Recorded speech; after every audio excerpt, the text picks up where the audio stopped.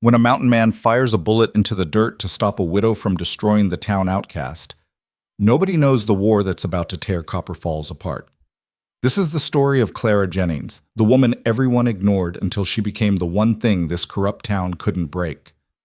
Before we begin, hit that like button and drop a comment telling me what city you're watching from. I want to see how far Clara's story travels. Now settle in, because what you're about to hear isn't just about survival. It's about the moment an invisible woman decided she'd rather burn the whole town down than stay silent one more day. The gunshot cracked through Copper Falls like a bone snapping in two. Widow Lucille Hartwell froze mid-sentence, her hand still raised, finger pointed at Clara Jennings like a judge delivering sentence. The crowd that had gathered in the town square, 20, maybe 30 people who had nothing better to do on a Tuesday afternoon than watch someone get torn apart, went dead silent. Smoke curled from the barrel of Elijah Stone's rifle, and the bullet hole in the dirt sat exactly 3 inches from Lucille's expensive boots. "That's enough," Elijah said. His voice wasn't loud. Didn't need to be. The man stood 6'3", with shoulders that looked like they'd been carved out of the same granite as the mountains he lived in. His beard was wild, streaked with gray, and his coat, patched leather and fur, made him look like something that had wandered down from the peaks and forgotten to turn back into a man. Lucille's face went from shock to fury in about 2 seconds. "You dare!" I said. "That's enough." Elijah lowered the rifle but didn't put it away.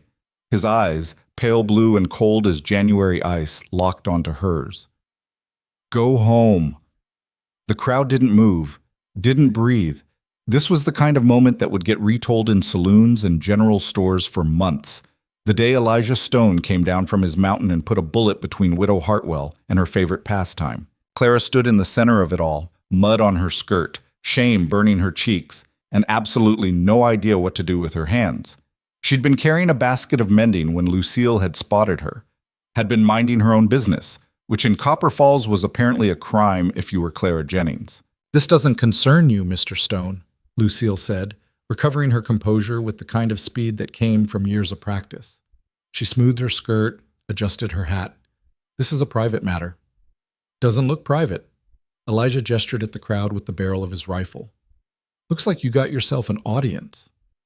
Clara Jennings is a menace to decent society. Her father owes half this town money, and she didn't ask for a speech. Elijah shifted his weight, and the movement made 2 men in the crowd take a step back. "Asked you to go home."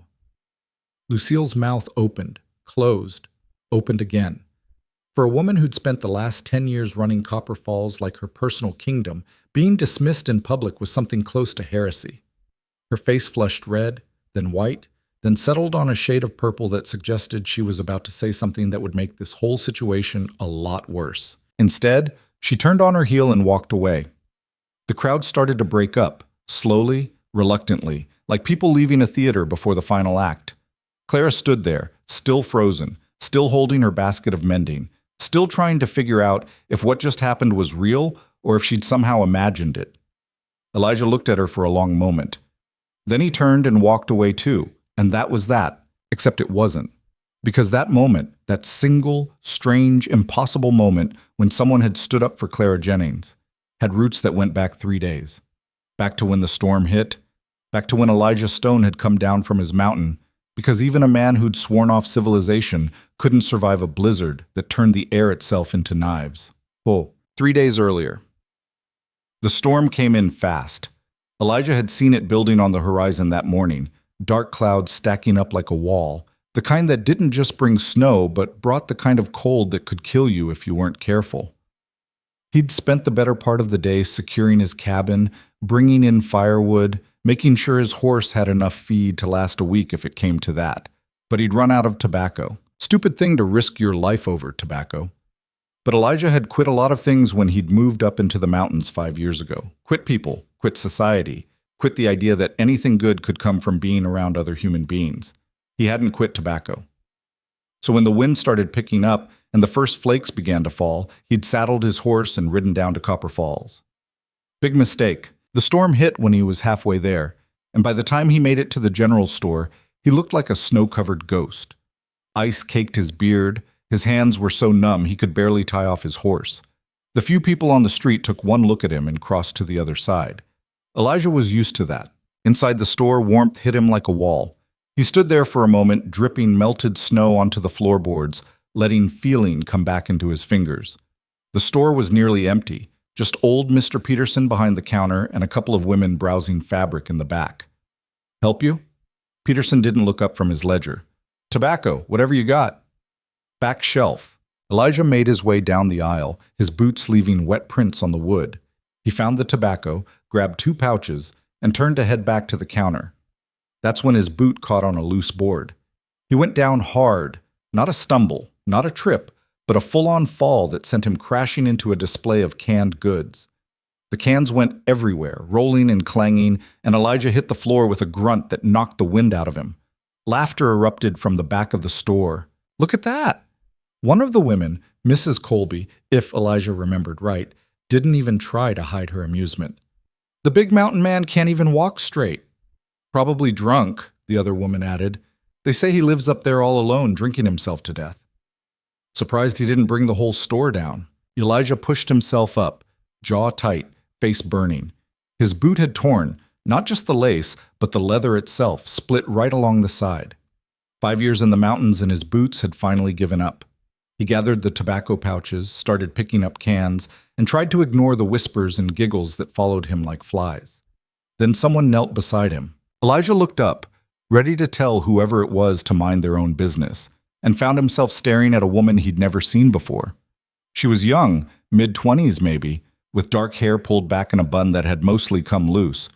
Her dress was patched in 3 places, and her hands, when she reached for one of the cans, were rough and scarred from work. She didn't say anything, just started gathering cans, stacking them neatly, moving with quick, efficient movements that suggested she'd spent her life cleaning up other people's messes. "Don't need help?" Elijah muttered. She ignored him. Picked up the last can, set it back on the shelf, then looked down at his boot. "That's not going to hold," she said quietly. "I'll manage. You'll freeze before you make it halfway up the mountain." She glanced toward the window, where snow was now falling so thick you could barely see across the street. "That storm's going to get worse. Like I said, I'll manage." The woman looked at him for a moment, something unreadable in her dark eyes, then stood and walked away. Elijah figured that was the end of it. He paid for his tobacco, wrapped his coat tighter, and headed for the door. The woman was waiting outside. She'd pulled on a thin shawl that did exactly nothing against the wind, and she was holding a small leather pouch. Before Elijah could say anything, she knelt down in the mud, actual mud, mixed with snow and horse manure, and reached for his boot. "What are you—" "Hold still." Her hands moved fast. She pulled out a needle, thread, and a small piece of leather from the pouch. Within seconds, she was stitching the torn boot back together, her fingers working with the kind of skill that spoke of years of practice. The wind howled around them. Snow stuck to her hair, her shawl, her shoulders. She didn't seem to notice. Elijah stood there, completely thrown. "You don't have to—" "Almost done." She finished the stitching, tested it with a firm tug, then pulled out a small tin of something that looked like grease. She worked it into the leather, sealing the repair, then sat back and looked up at him. "That'll hold until you get home. After that, you'll need new boots." Elijah stared at her, then at his boot. The repair was clean, solid, the kind of work that would have cost him good money if he'd taken it to a cobbler. He reached into his pocket, pulled out a small nugget of gold. Not much, but enough to cover the work and then some. "Here." She shook her head. "Don't need it. You just spent 10 minutes in a blizzard fixing a stranger's boot. Take the gold." "No." She stood, brushed mud off her skirt, a futile effort, and turned to walk away. "Wait." Elijah's voice came out rougher than he'd intended. "What's your name?" The woman paused, glanced back. For just a second, something that might have been surprise crossed her face, like she wasn't used to people asking. "Clara?" she said. "Clara Jennings." Then she walked away, disappearing into the snow. Elijah stood there for a long moment, boot repaired, tobacco in hand, and absolutely no idea what to make of what had just happened. Around him, people hurried past, heads down against the wind. No one looked at Clara. No one acknowledged her. It was like she was invisible. He made it back to his cabin before the storm got truly deadly. Spent the next 2 days snowed in with nothing to do but think. And for some reason, he kept thinking about Clara Jennings, about the way she'd knelt in the mud without hesitation, about the steadiness of her hands, about the fact that she'd refused his gold, about the way the whole town had looked right through her, like she wasn't even there. Elijah Stone had spent 5 years avoiding people, had built a life in the mountains specifically so he wouldn't have to deal with the stupidity and cruelty that seemed to come naturally to human beings. He'd lost his wife and daughter to fever, lost his faith in anything resembling justice or kindness, and decided that if the world was going to be cold and brutal, he'd rather face it alone. But something about Clara Jennings stuck with him. Maybe it was the skill in her hands. Maybe it was the quiet dignity in the way she'd worked, ignoring the cold and the mud and the fact that he was a stranger who probably didn't deserve her help. Or maybe it was simpler than that. Maybe it was just that she'd seen him fall, and instead of laughing, she'd knelt down and helped him stand. When the storm finally broke, Elijah rode back into town. He told himself it was because he needed supplies. Told himself it had nothing to do with Clara Jennings. He was lying, and he knew it. Copper Falls looked worse in the aftermath of the storm. Snow was piled in drifts against buildings. Icicles hung from every roof like teeth. The few people on the street moved quickly, hunched against the cold, eager to get wherever they were going and get back inside. Elijah tied his horse outside the general store and went in. Mr. Peterson was there, same as before, looking sour. "You again. Need flour, sugar, coffee, if you got it." Peterson started gathering the items without a word. Elijah let his eyes wander around the store, not really looking for anything in particular, until he heard Peterson mutter something under his breath. "What was that?" Said you'd best be careful who you're seen with." Peterson set the flour on the counter with more force than necessary. "Girl who helped you the other day, Clara Jennings. She's trouble. Didn't ask for advice." "Yeah, well, you're getting it anyway. Her father's got debts all over town. She's been promised to the Branson brothers to settle up, and they don't take kindly to people interfering with their business." Elijah felt something cold settle in his gut. "Promised? That's what I said. So unless you want trouble with the Bransons, I'd stay clear of her." Peterson rang up the supplies. Elijah paid, took his goods, and left without another word. Outside, the cold hit him again, but he barely noticed. His mind was working through what Peterson had just said, and none of it sat right. The Branson brothers, everyone knew who they were. They ran most of the mining operations around Copper Falls, and what they didn't run, they controlled through debts and intimidation. If Clara Jennings had been promised to them, it meant exactly what it sounded like. Elijah stood there on the street, supplies in hand, and tried to convince himself it wasn't his business, that Clara Jennings was a stranger, that whatever trouble she was in, she'd have to find her own way out. He made it about 10 steps before he turned around. It took him the better part of an hour to find out where Clara lived. People didn't want to talk about her, and when they did, it was with the kind of disdain usually reserved for criminals or lepers. But eventually, he got directions to a small house on the edge of town. More of a shack, really, half buried in snow, with a roof that looked like it might collapse if you sneezed too hard. Elijah didn't knock, just stood outside, trying to figure out what the hell he thought he was doing. That's when he heard the shouting. "Don't care what you want. You'll do what I tell you, or so help me." A man's voice, slurred and angry, then a crash like something breaking. Elijah's hand went to his rifle. "I won't!" Clara's voice, smaller but steady. "You can't make me." Another crash, then a sound that made Elijah's blood go cold, the unmistakable crack of a hand hitting flesh. He didn't think, just kicked the door open. The inside of the house was worse than the outside. One room, barely heated, with a dirt floor and walls that let in the wind. A table, overturned. Broken dishes scattered everywhere. And in the center of it all, a man, 50s, drunk, with the kind of face that suggested life had beaten him down, and he'd decided to pass the beating along. Clara was on the floor, one hand pressed to her cheek, her eyes wide with shock. The man, her father, Elijah guessed, turned and stared at him. "Who the hell are you?" "Someone who's going to give you exactly 3 seconds to step away from her." Clara's father laughed. Actually laughed. "This is my house, my daughter. You got no right." Elijah raised the rifle. Didn't point it at him, didn't need to, just held it in a way that made it clear the conversation was over. Clara's father's face went pale. He stumbled backward, tripped over a chair, and fell. Then he scrambled to his feet and actually ran, out the back door and into the snow. Silence fell. Elijah lowered the rifle and looked at Clara. She was still on the floor, still holding her cheek, staring at him like he was some kind of ghost. "You all right?" he asked. She nodded, then shook her head, then started to cry. Not loud, dramatic sobs, just quiet tears that ran down her face while she sat there in the dirt and broken dishes, surrounded by the wreckage of her life. Elijah had no idea what to do. Comforting people wasn't exactly his strong suit, but he set down his rifle, crossed the room, and held out his hand. Clara looked at it for a long moment. Then she took it. He pulled her to her feet. Up close, he could see the bruise already forming on her cheek, could see older bruises fading on her arms. This wasn't the first time her father had hit her, probably wouldn't be the last. "You can't stay here," Elijah said. "I don't have anywhere else to go." "Then you come with me." Clara's eyes widened. "What?" "Up to my cabin. At least until this blows over." "I can't. People will talk." "Let them talk. You don't understand. My father owes the Branson brothers money, a lot of money. If I don't—" She stopped, her face flushing. "If I don't do what they want, they'll kill him." Elijah felt his jaw tighten. "What do they want?" Clara looked away. "They want me to convince you to sell your mine, or lease it, or partner with them. I don't know the details. My father said you had the richest claim in the mountains, and the Bransons want it. So they sent you to seduce me." "Yes." The word came out as a whisper. Elijah stood there, processing.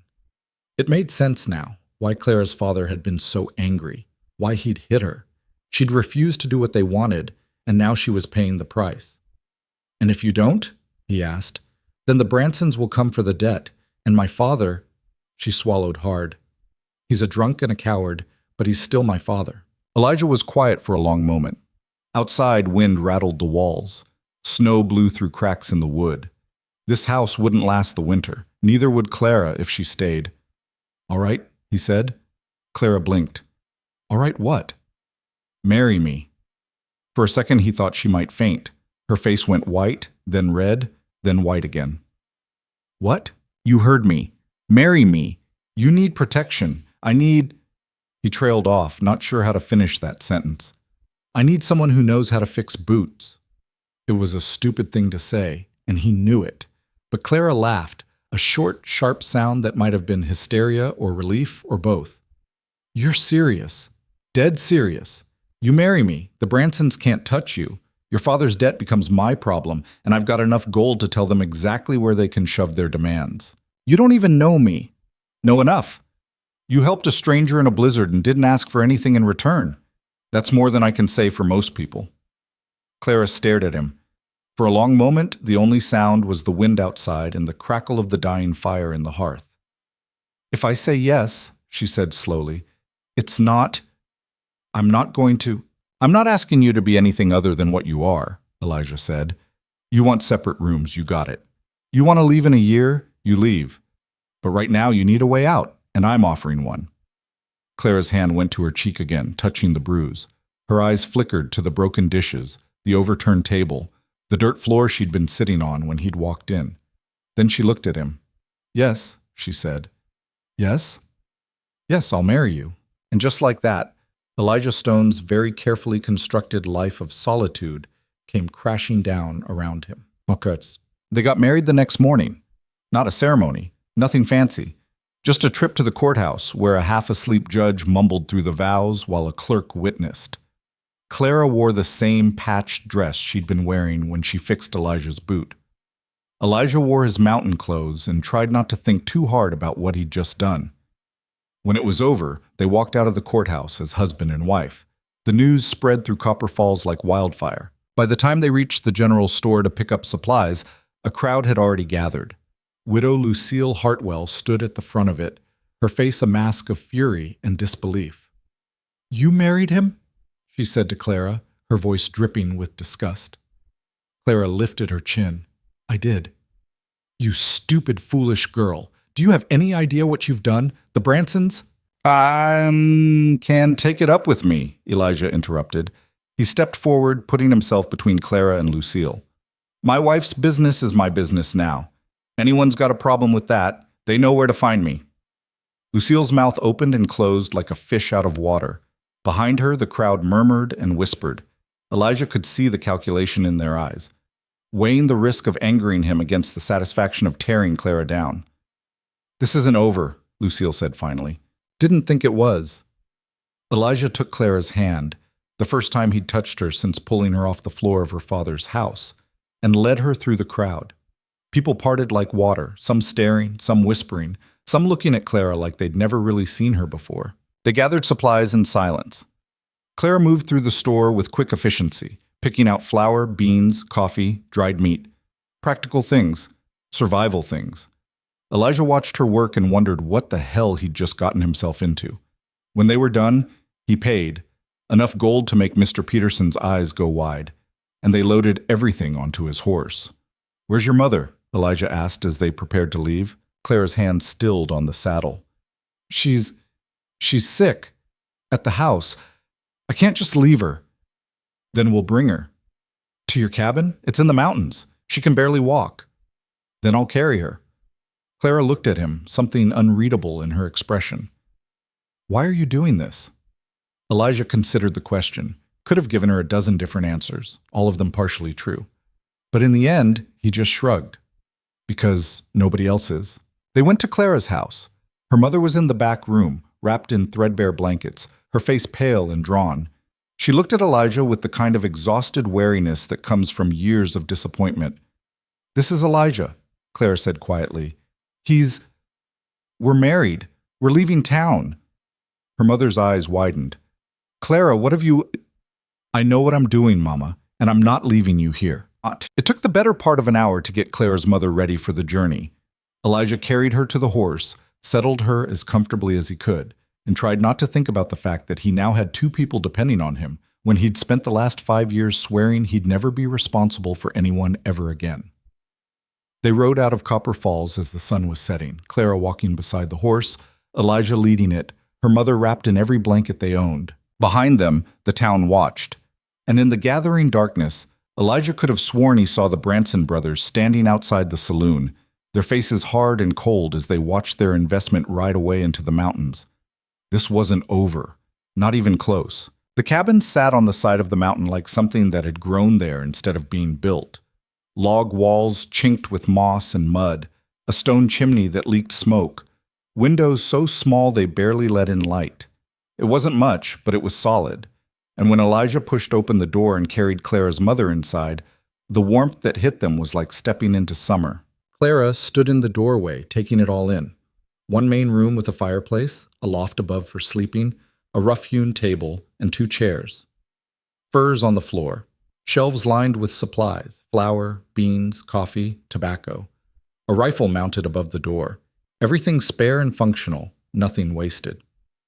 "It's not what you're used to," Elijah said, setting her mother down on the only bed, his bed. Clara almost laughed. "It's better than anything I've ever had." And she meant it. The house she'd grown up in had dirt floors and walls that let in the cold. This place was tight, warm, built by someone who knew what they were doing. She could work with this. Her mother was already asleep, exhausted from the journey. Clara pulled the furs up around her shoulders and stepped back. "She'll need medicine," she said quietly, "and broth. Something to build her strength back." "I'll hunt tomorrow. Get us fresh meat." Clara nodded, suddenly aware of how strange this all was. She was standing in a cabin on the side of a mountain with a man she'd known for 3 days, a man she'd married, a man who was now watching her with those pale blue eyes like he was trying to figure out if he'd made the biggest mistake of his life. "I'll sleep in the loft," she said. "You don't have to." "I do. Your mother needs the bed, and I'm not about to share it with you on our first night married." She saw his face change, something that might have been relief. "This is an arrangement. You said that yourself. Let's keep it that way." Elijah nodded slowly. "Fair enough." He showed her where things were, the water barrel, the food stores, the chamber pot. Then he climbed up to the loft, leaving her alone with her mother and the fire. Clara sat at the table for a long time, just staring at the flames. Part of her couldn't believe what she'd done. Married a stranger. Left Copper Falls. Brought her sick mother into the mountains in the middle of winter. It was reckless and stupid and possibly the worst decision she'd ever made. But when she closed her eyes, she could still feel her father's hand across her face, could still hear the Branson brothers talking about her like she was livestock, could still see the way the whole town looked right through her, like she was something less than human. At least here, she could breathe. She climbed up to the loft an hour later. Elijah had made her a bed out of furs and blankets in the corner, as far from his own sleeping spot as the small space allowed. He was already asleep, or pretending to be, his back turned to her. Clara lay down and pulled the furs up to her chin. The loft was warm from the heat rising from below. Through the small window, she could see stars scattered across the sky like someone had thrown diamonds. She fell asleep thinking about her father, wondering if he was drunk by now, wondering if he even noticed she was gone. The next morning, she woke to the sound of chopping wood. She climbed down from the loft to find her mother awake, sitting up in bed, looking around the cabin with wide eyes. "Clara!" "I'm here, Mama." She crossed to the bed, touched her mother's forehead, still warm, but not burning. "How do you feel?" "Like I've been dragged through the mountains." Her mother's eyes found hers. "What have you done?" "What I had to." "You married him, a stranger." "Yes." "Your father can rot in hell for all I care." The words came out harder than Clara intended, but she didn't take them back. "He was going to sell me to the Bransons, Mama. You know what they would have done." Her mother's face crumpled. "I know. I hoped." "Hope doesn't fix anything. Action does." Clara squeezed her hand. "Elijah offered me a way out. I took it." "And what does he get out of it?" Clara didn't have an answer for that. She'd been wondering the same thing since the moment he'd proposed. What did a man like Elijah Stone, solitary, self-sufficient, clearly wanting nothing to do with people, get out of marrying a woman he barely knew? The door opened before she could think too hard about it. Elijah came in carrying an armload of wood, his breath fogging in the cold air. He set the wood by the fire, brushed snow off his shoulders, and nodded to them. "Morning." "Morning," Clara said. Her mother just stared.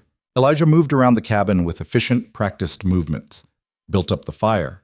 Put coffee on to boil.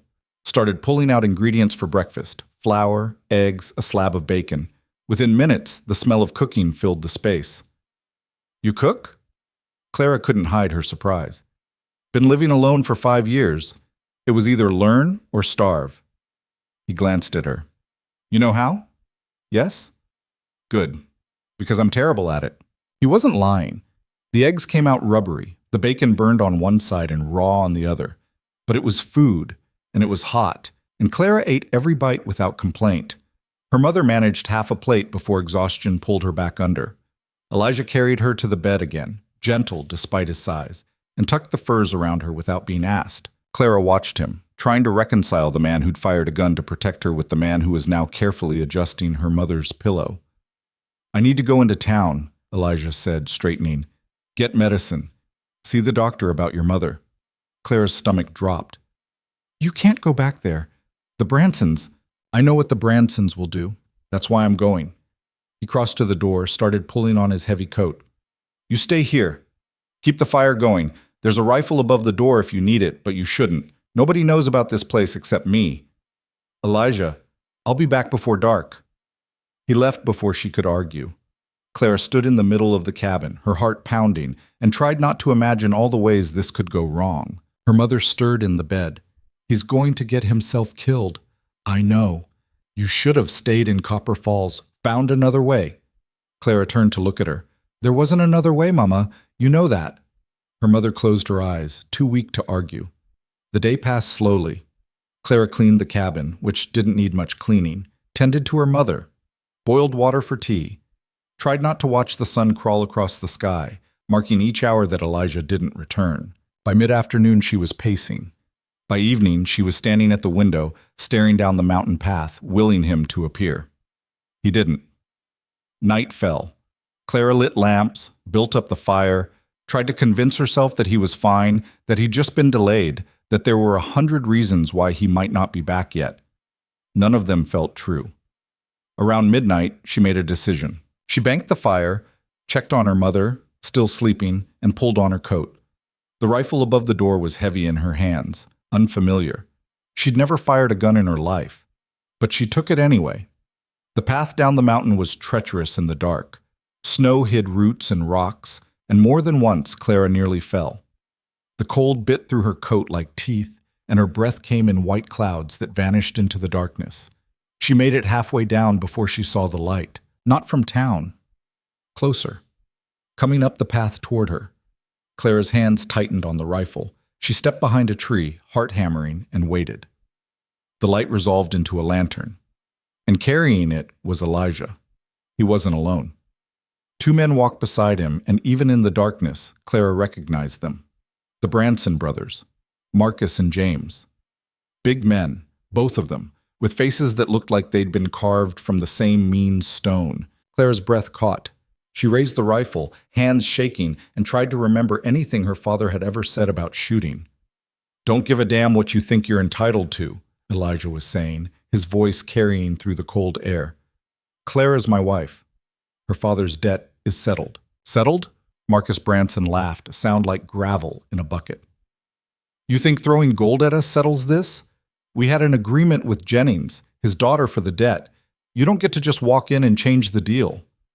"I already changed it. Deal's done." James Branson moved fast for a big man. His hand shot out and grabbed Elijah's coat. "You're making a mistake, Mountain Man. We own half this territory. The sheriff, the judge. Even Widow Hartwell dances when we pull her strings. Then you should have plenty to keep you busy without bothering me. We want your mine." There it was. Clara had suspected, but hearing it said out loud made it real. Elijah went very still. "My mine's not for sale." "Everything's for sale." Marcus stepped closer. "Here's how this works. You either partner with us, 60-40 split, our favor, or we make your life so miserable you'll be begging to leave these mountains. And if I refuse, then we start with your pretty new wife." Clara didn't think. Just stepped out from behind the tree, rifle raised, and said, "You'll have to go through me first." 3 heads turned. 3 sets of eyes found her in the darkness. Elijah's face went tight. "Clara, what the hell are you doing here?" "Coming to find you." She kept the rifle trained on the Bransons, even though her arms were already shaking. "Thought you might need help." Marcus Branson smiled. It was not a nice smile. Well, the little mouse has teeth." "Get back to the cabin," Elijah said quietly. "No." "Clara, I said no." She shifted her aim to Marcus. "You want to threaten my husband. You do it to both of us." James Branson laughed. "She doesn't even know how to hold that rifle. Look at her hands shaking." "Shaking doesn't mean I won't pull the trigger." The brothers exchanged a glance. Something passed between them, some silent communication that made Clara's skin crawl. "This isn't over," Marcus said finally. He turned to Elijah. "You've got 1 week to think about our offer. After that, things are going to get ugly." "They're already ugly." The Bransons walked past Clara without another word, close enough that she could smell tobacco and whiskey. She kept the rifle on them until they disappeared down the path, their lantern light fading into the distance. Then her legs gave out. Elijah caught her before she hit the ground, took the rifle from her shaking hands, and set it aside. For a long moment, he just held her up while she tried to remember how to breathe. "You followed me," he said. "You didn't come back." "I told you I'd be back before dark." "It's past dark." Clara pulled away from him, suddenly angry. "You've been gone for hours. What was I supposed to think?" "That I can handle myself." "Against the Branson brothers?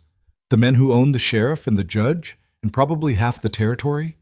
Her voice was rising, and she didn't care. "You could have been killed." "So you came down here with a rifle you don't know how to use to do what exactly? Get yourself killed too?" "If that's what it took." The words hung between them. Clara heard them echo back and felt her face flush. That wasn't what she'd meant. Or maybe it was. She didn't even know anymore. Elijah stared at her for a long moment. Then he picked up the lantern and started walking up the path. "Come on. Your mother's probably worried sick." Clara followed, too tired and cold and angry to argue. They made it back to the cabin in silence. Her mother was still asleep, thank everything. Clara shrugged off her coat, hung it by the fire, and tried to get feeling back into her frozen fingers. Elijah put the lantern down, checked the fire, added wood, moved around the space like nothing had happened. "Did you at least get the medicine?" Clara asked finally. He pulled a bottle from his coat pocket. set it on the table. Doctor said twice a day with food should bring the fever down. Thank you. Don't thank me. It's what anyone would do. No, Clara said quietly. It's not. He looked at her then, really looked at her, and something in his expression shifted. You shouldn't have followed me. I know. You could have frozen to death. I know. The Bransons could have... He stopped, shook his head. You don't know these men, Clara, what they're capable of. Then tell me. Elijah was quiet for a long moment. When he spoke, his voice was low. 5 years ago, they wanted my mine. Tried to buy it. I refused. So they went after my family. Clara's breath caught. Nothing direct. Nothing they could be caught for. Just accidents. Bad luck. My wife got sick with fever. The doctor was delayed getting to us. Roads were blocked, he said. Convenient. Elijah's jaw tightened. My daughter died 3 days later, my wife a week after that. Elijah, I can't prove it was them. But I know. In my gut, I know. He looked at her, and his eyes were hard. That's who you're dealing with. That's who you just pointed a rifle at. These aren't men who play fair. They're men who destroy anyone who gets in their way. Clara's hands had gone cold again, but not from the weather. Then why did you marry me? If you knew what they'd do, because you helped me fix my boot. The answer was so simple, so matter-of-fact, that it took Clara a second to process it. Because you knelt in the mud for a stranger and didn't ask for anything in return. Because... He trailed off. Because I'm tired of watching them win. So I'm what, revenge? No, you're proof that they don't get to have everything. Clara didn't know what to say to that. Didn't know what to do with the sudden realization that she'd married a man who'd lost everything and decided the best way to fight back was to protect a woman he barely knew. It was stupid, reckless, possibly the worst plan she'd ever heard, but it was also the bravest thing anyone had ever done for her. I'm not going to let them take your mind, she said. That's not your fight. I made it my fight when I married you. Clara crossed to him, looked up into his scarred, bearded face. You protected me. Now I protect you. That's how this works. That's not what I asked for. Too bad. You married me. You're stuck with me now. Something that might have been a smile flickered across his face. Then it was gone. You should sleep. Tomorrow's going to be hard. He was right. Tomorrow would be hard. The day after that, too. And the day after that. Because the Bransons had given them 1 week, and Clara had no idea what would happen when that week was up. But as she climbed into the loft and pulled the furs around her, she made herself a promise. She'd survived her father's fists and the town's contempt and the slow, grinding poverty that had defined her entire life. She'd survive this too. And maybe, just maybe, she'd figure out how to help Elijah survive it as well. The next 3 days passed in a strange kind of peace. Clara fell into a rhythm, tending to her mother, cooking meals, learning the layout of the cabin and the land around it. Elijah hunted, brought back deer and rabbit, showed her how to cure the meat and stretch the hides. They didn't talk much. Didn't need to. There was work to be done, and they both knew how to work. Her mother was getting stronger. The medicine was helping, and so was the food.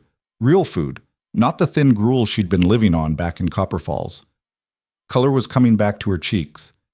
You like him, her mother said one afternoon while Clara was changing her bandages. Clara's hand stilled. I don't know him well enough to like him. You watch him when he's not looking. I watch him because I'm trying to figure him out. She searched for the right word. Complicated. All men are complicated, the good ones especially. Her mother touched her hand. Be careful, Clara.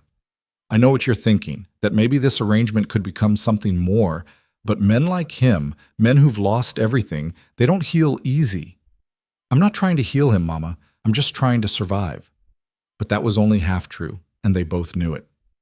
On the 4th day, Clara was outside gathering firewood when she heard horses. Her heart jumped into her throat. She dropped the wood and ran to the cabin. Elijah was already at the window, rifle in hand. How many? She asked. 4, maybe 5.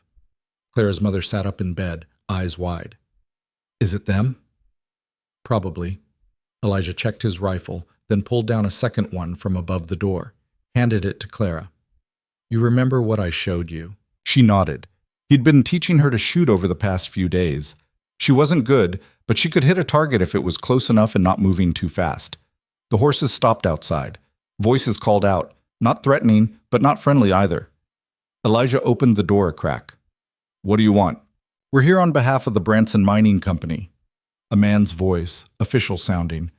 "We have a legal order requiring you to cease all mining operations pending an investigation into your claim." "What investigation?" "There's been a dispute filed regarding the original survey. Until it's resolved, you're ordered to stop all work." Elijah's jaw tightened. "That's convenient. And who filed this dispute?" "That information is confidential." "I bet it is." Clara moved to the window, peered out through the gap in the curtain. 5 men on horses, all wearing badges. The sheriff and his deputies. Legal force backing up illegal demands. This was how the Bransons worked. Not with fists and bullets, though they'd use those too if they had to, but with paperwork and lawyers and officials who looked the other way when money changed hands. "I'm not stopping," Elijah called back. "Then you'll be in violation of a court order. We'll have to arrest you." "You can try." The sheriff sighed. "Don't make this harder than it needs to be, Stone. We're just doing our jobs." "Your job is to uphold the law, not to do the Bransons' dirty work. The law says you stop mining until the dispute is resolved. That's what I'm here to enforce." Elijah looked at Clara. Something passed between them. A question, an answer, an understanding that they were standing at the edge of something neither of them could come back from. Then he opened the door fully and stepped out, rifle in hand. Clara followed. The sheriff's eyes widened when he saw her. "Mrs. Stone, didn't expect to see you here. Where else would I be?" "In town, where decent women belong." Clara felt her temper flare. Decent women don't leave their husbands to fight alone. One of the deputies, young, barely 20, actually smiled at that. The sheriff shot him a look that wiped it off his face. "You've got no legal standing here," Elijah said. "My claim is filed, my taxes are paid. You want to dispute it? Take it up with the land office." "We did. They sided with the Bransons." "The land office that the Bransons fund? What a shock." The sheriff's face hardened. "I've got orders, Stone. You can comply, or I can drag you to jail. Your choice." "There's a third option." "Yeah? What's that?" "You leave, right now, before this gets ugly." The sheriff looked at his deputies, then back at Elijah. "You're threatening a peace officer? I'm stating a fact. You're on my land. You've got no warrant, no legitimate cause, and we both know this whole thing is a setup. So you can either ride back to town and tell the Bransons their plan didn't work, or you can try to arrest me and see how that goes." For a long moment, nobody moved. The wind howled through the trees. Snow started to fall, soft and silent. Then the sheriff's hand moved toward his gun. Clara didn't think, just raised her rifle and pointed it at him. "Don't!" Every deputy drew their weapon. Suddenly, there were 6 guns pointed at 2 people, and the peaceful mountain afternoon had turned into a standoff that could end with everyone dead. "Clara," Elijah said quietly, "lower the rifle." "No. You're going to get yourself killed. Then I'll die protecting what's mine." The sheriff stared at her like she'd grown a second head. "You're willing to die for a mine you've never even seen?" "I'm willing to die for my husband. The mine's just a bonus." Something shifted in the sheriff's expression. Not respect, but maybe understanding, or fear. It was hard to tell. "This is your last warning," he said. "Lower your weapons and comply with the court order, or we will use force." Elijah's finger moved to the trigger of his rifle. Clara's world narrowed to the sound of her own heartbeat. And then, from inside the cabin, Clara's mother started to scream. Everyone froze. The scream went on, raw and terrified, the sound of someone in real pain. Clara didn't hesitate. She turned and ran back inside. Her mother was convulsing in the bed, her body rigid, foam at the corners of her mouth. The medicine bottle lay on the floor beside her, empty. "No," Clara breathed. "No, no, no." "Yes, but they bought Baratron." Elijah was beside her in seconds. He lifted her mother's head, tried to clear her airway. "What happened?" "I don't know. She was fine. The medicine—" Clara grabbed the bottle, read the label. Then her blood went cold. It wasn't medicine. It was poison. The doctor, the one Elijah had trusted, the one he'd paid to help, had given them poison instead of medicine. And Clara had been feeding it to her mother twice a day for the past 3 days. "We need to get her to a real doctor," Elijah said. "The only doctor is in Copper Falls." "Then we go to Copper Falls. They'll arrest you the second you set foot in town." "I don't care." Elijah's voice cracked. "We're not letting her die. Not like this." The sheriff appeared in the doorway. He looked at Clara's mother, at the empty bottle in Clara's hand, and his face changed. "That's not the medicine I saw Doc Ramsey prepare," he said quietly. Clara looked up at him. "What?" "I was in his office when your husband came in. Doc made up a fever remedy. Brown bottle with a white label." He pointed at the bottle in her hand. "That's not it." Understanding crashed over Clara like a wave. The Bransons had gotten to the doctor, had switched the bottles, had been slowly poisoning her mother while making it look like natural causes. And they'd done it all to get to Elijah through her. "Help us," Clara said. The words felt like glass in her throat. "Please, I know you work for them, but she's dying. Just help us get her to someone who can save her." The sheriff looked at her for a long moment, then at her dying mother, then at his deputies standing outside. He made a decision. "Johnson," he called to one of the deputies, "ride ahead to Copper Falls. Get Doc Ramsey, the real one. Tell him if he doesn't have the antidote ready when we arrive, I'll arrest him myself for attempted murder." The young deputy, the one who'd smiled earlier, nodded and took off at a gallop. The sheriff turned back to them. "We'll escort you. You've got my word. No arrests until your mother's stable." "And after that?" Elijah asked. "After that, we're all going to have a long talk about who's really running this town." They made it to Copper Falls in less than an hour, riding hard through snow and wind. Clara held her mother in front of her, trying to keep her warm, trying to keep her breathing. Elijah rode beside them, rifle across his saddle, eyes scanning every shadow. The sheriff and his deputies formed a guard around them. Doc Ramsey was waiting at his office, his face pale, sweat on his forehead despite the cold. He took one look at Clara's mother and started working. Clara stood in the corner watching, her hands clenched into fists. Elijah stood beside her, close enough that their shoulders touched. "She's going to make it," he said quietly. "You don't know that. I know she's a fighter, like her daughter." Clara wanted to believe him, but she'd seen too much death, too much loss, to trust in happy endings. An hour later, Doc Ramsey stepped back. "She'll live, but it was close." Clara's knees nearly gave out. Elijah caught her, held her steady. "Who gave you the poison?" the sheriff asked Doc Ramsey. The doctor's face crumpled. "I didn't know it was poison. Marcus Branson came in after Stone left, said he'd noticed I'd given him the wrong bottle, switched it out. I thought he was helping." "Did you test the bottle?" "No, Doc Ramsey looked at Clara, and there were tears in his eyes.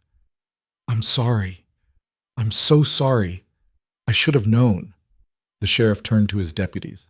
"Arrest Marcus and James Branson, charges of attempted murder." "They'll never let you do it," one of the deputies said. "They own the judge." "Then we'll find a judge they don't own." The sheriff looked at Elijah. "You said you wanted to fight them. Well, now's your chance. But we do this the right way, with law, with witnesses, with evidence that'll hold up even when they try to buy their way out." Elijah met his eyes, then nodded. "All right, let's do it the right way." Outside, Copper Falls was waking up to the news. A crowd gathered, whispers spread, and somewhere in the distance, Clara could hear Widow Lucille's voice rising in outrage as the deputies headed toward the Branson brothers' office. Clara stood in the doorway of the doctor's office, watching her world shift. Her mother was alive. The sheriff, was helping them. And for the first time since she could remember, she felt something dangerous stirring in her chest. Hope. It wouldn't last. She knew that. The Bransons were too powerful, too connected. They'd find a way to wriggle out of this. They always did. But right now, in this moment, Clara let herself believe that maybe, just maybe, things could be different. Elijah came to stand beside her. "You should stay with your mother tonight." "What are you going to do?" "Make sure the sheriff doesn't change his mind." He looked down at her. "This is just the beginning, Clara. Once we start this fight, there's no going back." "I know." "You sure you want to be part of it?" Clara thought about her mother, poisoned by men who saw people as obstacles, thought about the cabin in the mountains, the first place she'd ever felt safe. Thought about Elijah, who'd married her for reasons she still didn't fully understand. "I'm already part of it," she said. "Now let's finish it." The arrests happened at dawn. Clara watched from the window of the doctor's office as Sheriff Garrett and 4 deputies marched up to the Branson Mining Company headquarters. They didn't knock, just kicked the door open and went inside with rifles drawn. 3 minutes later, they came out with Marcus and James Branson in handcuffs. The street was already filling with people. News traveled fast in Copper Falls, especially when it involved the town's most powerful men being dragged out of their own building like common criminals. Marcus was shouting, red-faced, veins bulging in his neck. James just looked cold, calculating eyes already working through how to get out of this. "You're making a mistake, Garrett," Marcus's voice carried across the street. "We own you. We own this whole town." "Not anymore."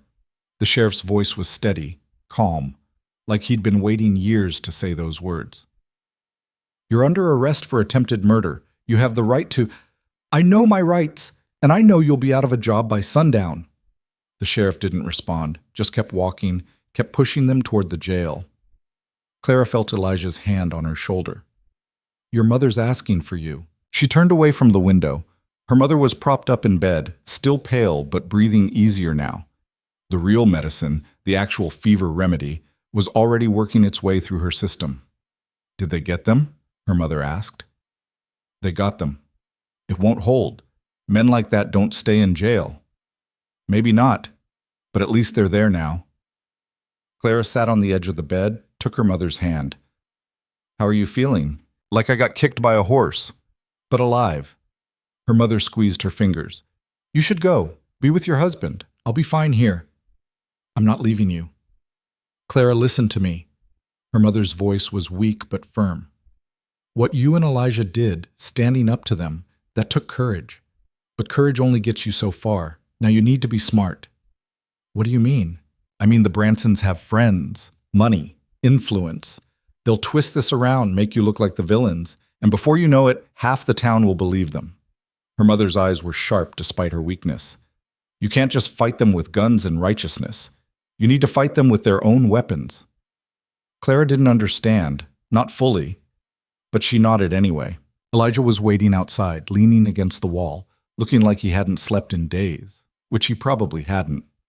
"We need a lawyer," he said without preamble. "Do you know any lawyers?" "No, but the sheriff does." They found Sheriff Garrett at the jail, filling out paperwork while Marcus Branson screamed threats from the cell in the back. The sheriff looked up when they walked in, exhaustion written in every line of his face. "You two should get out of town," he said. "Go back to your mountain. Let me handle this." "Can you handle it?" Elijah asked. The sheriff set down his pen. "Honestly, I don't know. The Bransons are already sending telegrams.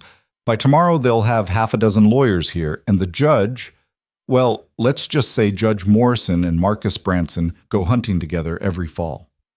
"So what do we do?" "We get a better lawyer, someone who doesn't owe the Bransons anything, someone who actually cares about the law instead of who's paying the most."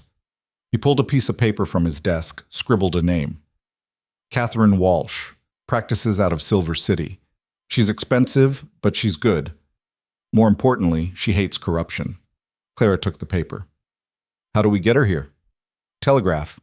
But you'll need money." "I have gold," Elijah said. "It's going to take more than gold.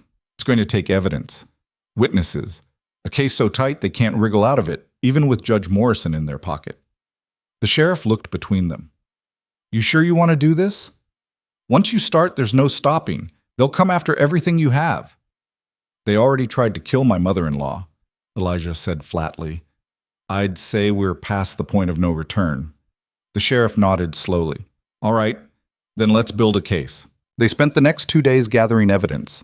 Doc Ramsey gave a full statement about how Marcus Branson had switched the medicine bottles. The pharmacist confirmed he'd filled the original prescription correctly. 3 other people came forward with stories about the Bransons, threats, intimidation, suspicious accidents that had never been investigated. Clara sat in on every interview, taking notes in her careful, precise handwriting. She'd learned to write from her mother, back when her mother still had the strength to teach.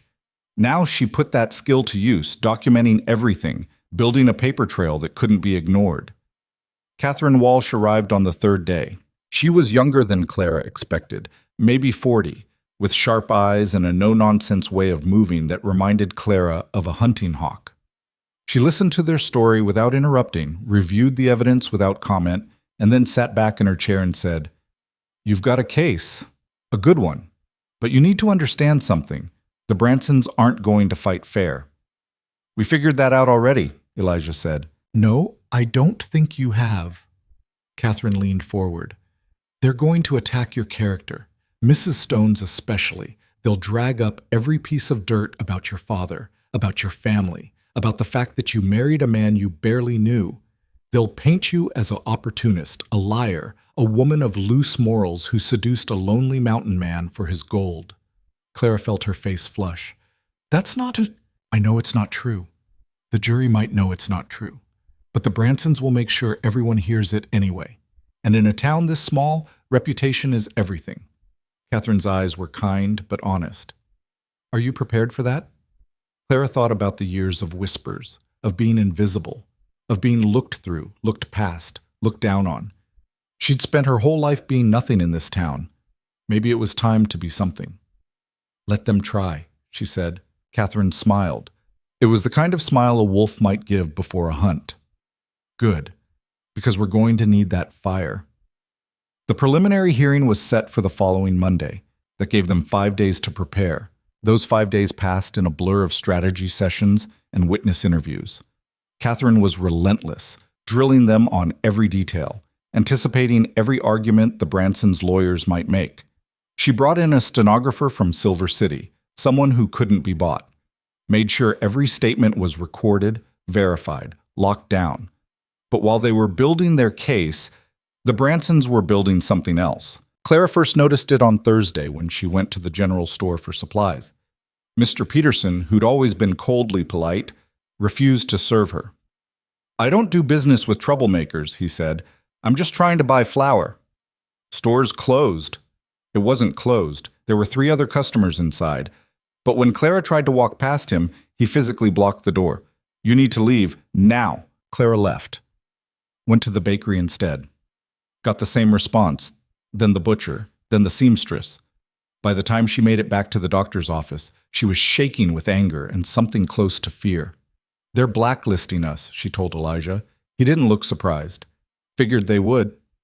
We can't buy food. Can't get supplies. Peterson said if anyone sells to us, they'll lose their credit with the Branson Bank. Then we go to Silver City for supplies. That's a full day's ride." "I know." Elijah's jaw was tight. "But we're not backing down." That night, someone threw a rock through the window of the doctor's office. It landed 3 feet from where Clara's mother was sleeping. The note wrapped around it read, "Leave now or it gets worse." Sheriff Garrett came to investigate, but there were no witnesses. No one had seen anything. Convenient. "I can post a deputy here," he offered. "And who's going to watch the deputy?" Elijah asked. "Make sure he doesn't decide the Bransons' money is more important than our safety?" The sheriff flinched, but didn't argue. They both knew the answer. Saturday brought a new problem. Widow Lucille Hartwell organized a town meeting. Catherine heard about it from her contacts and insisted they attend. "You need to control the narrative," she said. "Right now, the Bransons are telling their story to anyone who'll listen. You need to tell yours." The meeting was held in the church, the only building big enough to hold the crowd. Every seat was full. People were standing along the walls, crammed in the back.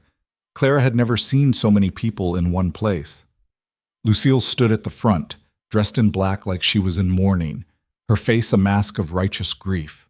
"We are here today," she began, her voice carrying through the space, "to discuss the destruction being brought upon our peaceful town by outsiders and troublemakers." Clara felt Elijah tense beside her. Catherine put a warning hand on his arm.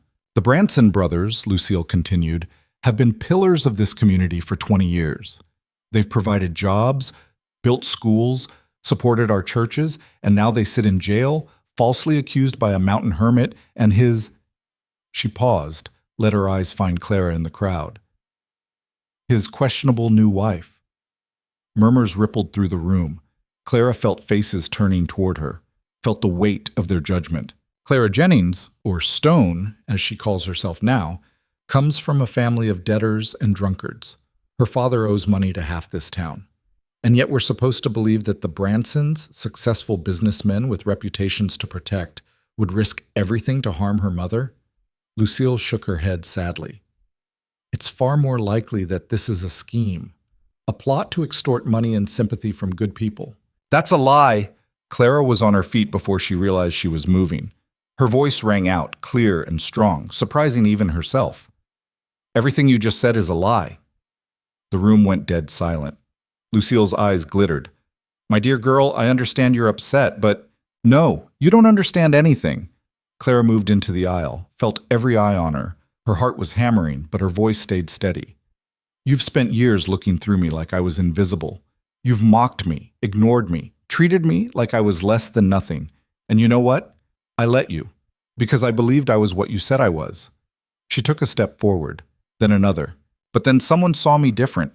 Someone saw strength instead of weakness. Someone stood up for me when no one else would. Clara's eyes found Elijah. And you can't stand that, can you? You can't stand that the woman you ridiculed married a man with money and land and a spine made of steel. This is hardly appropriate. Lucille tried to interrupt. I'm not finished. Clara's voice cut through the protest like a knife. The Bransons tried to kill my mother. They poisoned her medicine. We have witnesses. We have evidence. Doc Ramsey himself confirmed what happened. But you don't care about that, do you? Because the truth doesn't matter as much as protecting your friends. She turned to address the whole room now. How many of you have been threatened by the Bransons? How many have had your businesses pressured, your families intimidated? How many have stayed silent because you were afraid? No one answered, but Clara saw it in their faces. The fear, the guilt, the recognition. I was afraid too, she said quietly. My whole life I was afraid. Afraid to speak up. Afraid to fight back. Afraid to be anything more than what you decided I was. But I'm done being afraid, and I'm done being invisible. She looked at Lucille. You want to call me a troublemaker? Fine. I'm a troublemaker. I'm the woman who married a man strong enough to stand up to bullies. I'm the woman who's going to make sure the Bransons answer for what they did. And I'm the woman who's going to watch you fall right alongside them. The silence that followed was absolute. Then, from the back of the room, someone started clapping. It was the young deputy, Johnson, the one who'd smiled when Clara had stood up to the sheriff that first day. His clapping echoed through the church, loud and deliberate. After a moment, someone else joined in. Then another, not everyone, not even half, but enough that the sound grew, filling the space, drowning out Lucille's protests. Clara stood in the center of it all, shaking, terrified, exhilarated. Elijah was beside her suddenly, his hand finding hers. That was either the bravest or the stupidest thing I've ever seen, he murmured. Probably both. Definitely both. But he was smiling, actually smiling. They left the church through a crowd that parted like water. Some people looked at Clara with respect, others with fear, a few with outright hatred. But no one looked through her anymore. Catherine was waiting outside, her expression unreadable. Well, that was unexpected. Did I make things worse? Clara asked. Oh, absolutely. The Bransons are going to come at you twice as hard now. Catherine's smile was sharp. But you also just gave half this town permission to stop being afraid. That's worth something. That night, 3 more people came forward with testimony against the Bransons. One was a miner who'd been forced to give up his claim after a mysterious cave-in. Another was a merchant who'd been run out of business when the Branson Bank called in all his loans at once. The third was a widow whose husband had died in a mining accident that had never been properly investigated. Their stories painted a picture of decades of intimidation, corruption, and carefully orchestrated violence. Catherine worked through the night, documenting everything, building the case piece by piece. Sunday morning, Clara woke to find a crowd outside the doctor's office. At first, she thought it was a mob. Her hand went to the rifle Elijah had insisted she keep close. But then she saw what they were carrying: food, supplies, firewood. We heard you were having trouble buying things, one woman said. She was older, worn down by hard work, but her eyes were kind. Figured we'd help out. Why? Clara asked. The woman shrugged. Because you said what we've all been thinking for 20 years. Seemed like the least we could do. Not everyone helped. Most of the town still sided with the Bransons, or at least stayed neutral out of fear. But enough people came that Clara and Elijah had more supplies than they could carry.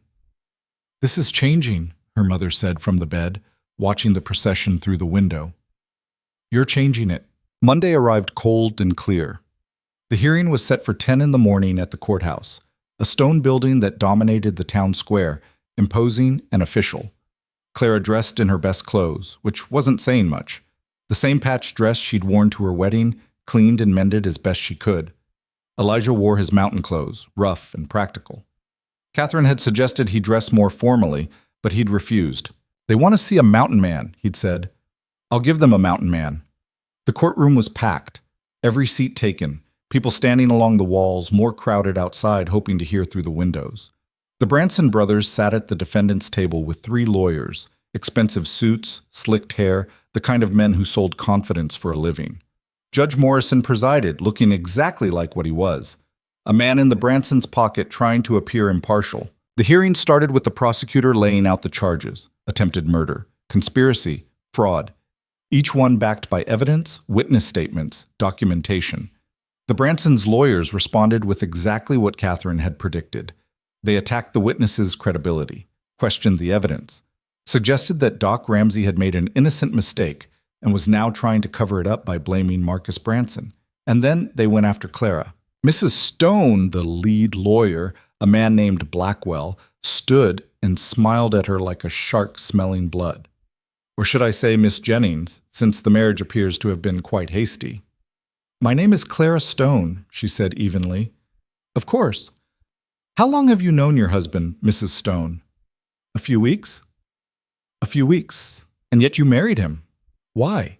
Catherine objected. "Relevance, Your Honor. I'm establishing a pattern of questionable decision-making," Blackwell said smoothly. "Goes to credibility." Judge Morrison nodded.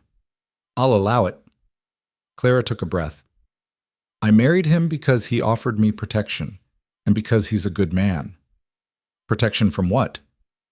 "From my father's debts, from the Bransons." "Ah, yes, the Bransons, who, according to you, wanted to, what was it, seduce you to get access to your husband's mine?" Blackwell's tone made it sound ridiculous. "That's what my father told me." "Your father, the drunk, the man who owes money all over town, the man who might say anything to avoid his debts." Blackwell leaned on the witness box.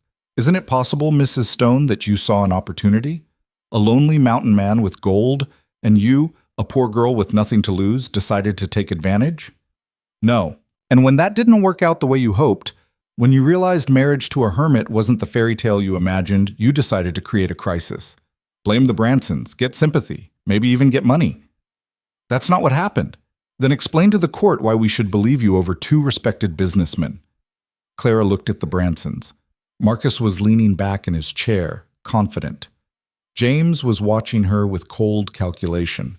"Because I have nothing to gain from lying," she said quietly. "The Bransons have everything to lose by telling the truth." Blackwell smiled like she'd just proved his point. "Or you have everything to gain from a wealthy husband and a successful lawsuit. No further questions." Catherine did her best on redirect, but the damage was done. Clara could see it in the jury's faces. Some believed her, some didn't. Most were undecided, swayed by money and influence and the deep-rooted belief that people like Clara Jennings didn't matter as much as people like the Bransons. The hearing lasted 3 days. Witness after witness testified. Evidence piled up. The Bransons' lawyers fought every point, challenged every statement, created doubt wherever they could. On the 3rd day, Judge Morrison made his ruling. "Based on the evidence presented, I find sufficient cause for the case to proceed to trial. However, given the defendant's standing in the community and the disputed nature of the accusations, I'm granting bail. Bond is set at $5,000 each." The courtroom erupted. The Bransons' lawyers were already pulling out cash. Marcus was smiling. James looked satisfied. Sheriff Garrett stood, his face tight. "Your Honor, these men are a flight risk and a danger to witnesses." "Your objection is noted, Sheriff, but the law requires reasonable bail, and that's what I'm setting." Judge Morrison banged his gavel. "Court adjourned. Trial date to be set within 60 days. The Bransons walked out of the courthouse free men. Clara felt something break inside her chest. They'd done everything right, gathered evidence, built a case, followed the law. And it didn't matter. The Bransons had money and connections, and that was worth more than truth. Catherine put a hand on her shoulder. This isn't over. They're free. For now. But the trial will be different. We'll have a jury, more evidence, more witnesses who've seen that someone's finally standing up to them. Will it be enough? Catherine was quiet for a moment. Then, honest as always, I don't know. Outside the courthouse, a crowd had gathered. Some were celebrating the Bransons' release. Others looked angry, frustrated. Clara saw the people who'd brought them supplies, their faces disappointed but not surprised. And she saw Widow Lucille standing with the Bransons, smiling like she'd won. We should go, Elijah said quietly. Get back to the mountain before— No. Clara! No. She turned to face him. They want us to run, to hide, to go back to being invisible. I'm not doing that. Then what are you doing? Clara looked at the crowd, at the courthouse, at the Bransons celebrating their victory. I'm going to the Founders' Ball. Elijah stared at her. What? The Founders' Ball. It's in 3 days. Everyone who matters in this town will be there, including the Bransons, including Lucille, including every person who needs to see that we're not afraid. That's insane. Probably. But I'm tired of fighting them on their terms. Time to fight them on mine. Catherine was nodding slowly. It's risky, but it might work. Show everyone that you're not some desperate opportunist, that you belong, that you're not going anywhere. I don't have a dress, Clara said. I know someone in Silver City, Catherine said. A seamstress who owes me a favor. We'll handle it. The next 3 days were a blur of preparation. The seamstress arrived with fabric and thread, took Clara's measurements, worked through 2 nights to create something that would make an impression. When Clara saw the finished dress, her breath caught. It was deep green, simple but elegant, nothing like the fancy gowns the wealthy women would wear. But it fit her perfectly, and when she put it on, she looked like someone who belonged anywhere she chose to be. The night of the ball, Elijah stood outside the room where Clara was getting ready, looking uncomfortable in the suit Catherine had insisted he wear. I still think this is a terrible idea, he said when Clara emerged. Noted. You know they're going to try to humiliate you. Let them try. They arrived at the ball fashionably late. The hall was already full of Copper Falls' elite, wealthy miners, successful merchants, the few families who could afford fancy clothes and private tutors for their children. Widow Lucille stood near the entrance, greeting guests like she owned the place. Her smile froze when she saw Clara and Elijah walk in. The room went quiet. Clara lifted her chin and walked straight toward Lucille, Elijah beside her. Good evening, Mrs. Hartwell, she said pleasantly. Lucille's face went through several expressions before settling on cold disdain. Mrs. Stone, how unexpected. I'm sure it is. Clara smiled. Lovely party. She walked past without waiting for a response. Behind her, she could hear the whispers starting, spreading through the room like wildfire. The evening passed in a series of small confrontations. Women who'd known her as Invisible Clara Jennings now had to acknowledge her as Mrs. Stone. Men who'd ignored her existence now had to nod politely. The Bransons stood in a corner, watching her with barely concealed fury. And Clara met every look, every whisper, every slight with her head high and her spine straight. Halfway through the night, the music started. Couples moved on to the dance floor. Elijah looked at Clara with something close to panic. I don't dance. Neither do I, but we're going to learn. She took his hand and led him onto the floor. They were terrible. Elijah stepped on her feet twice.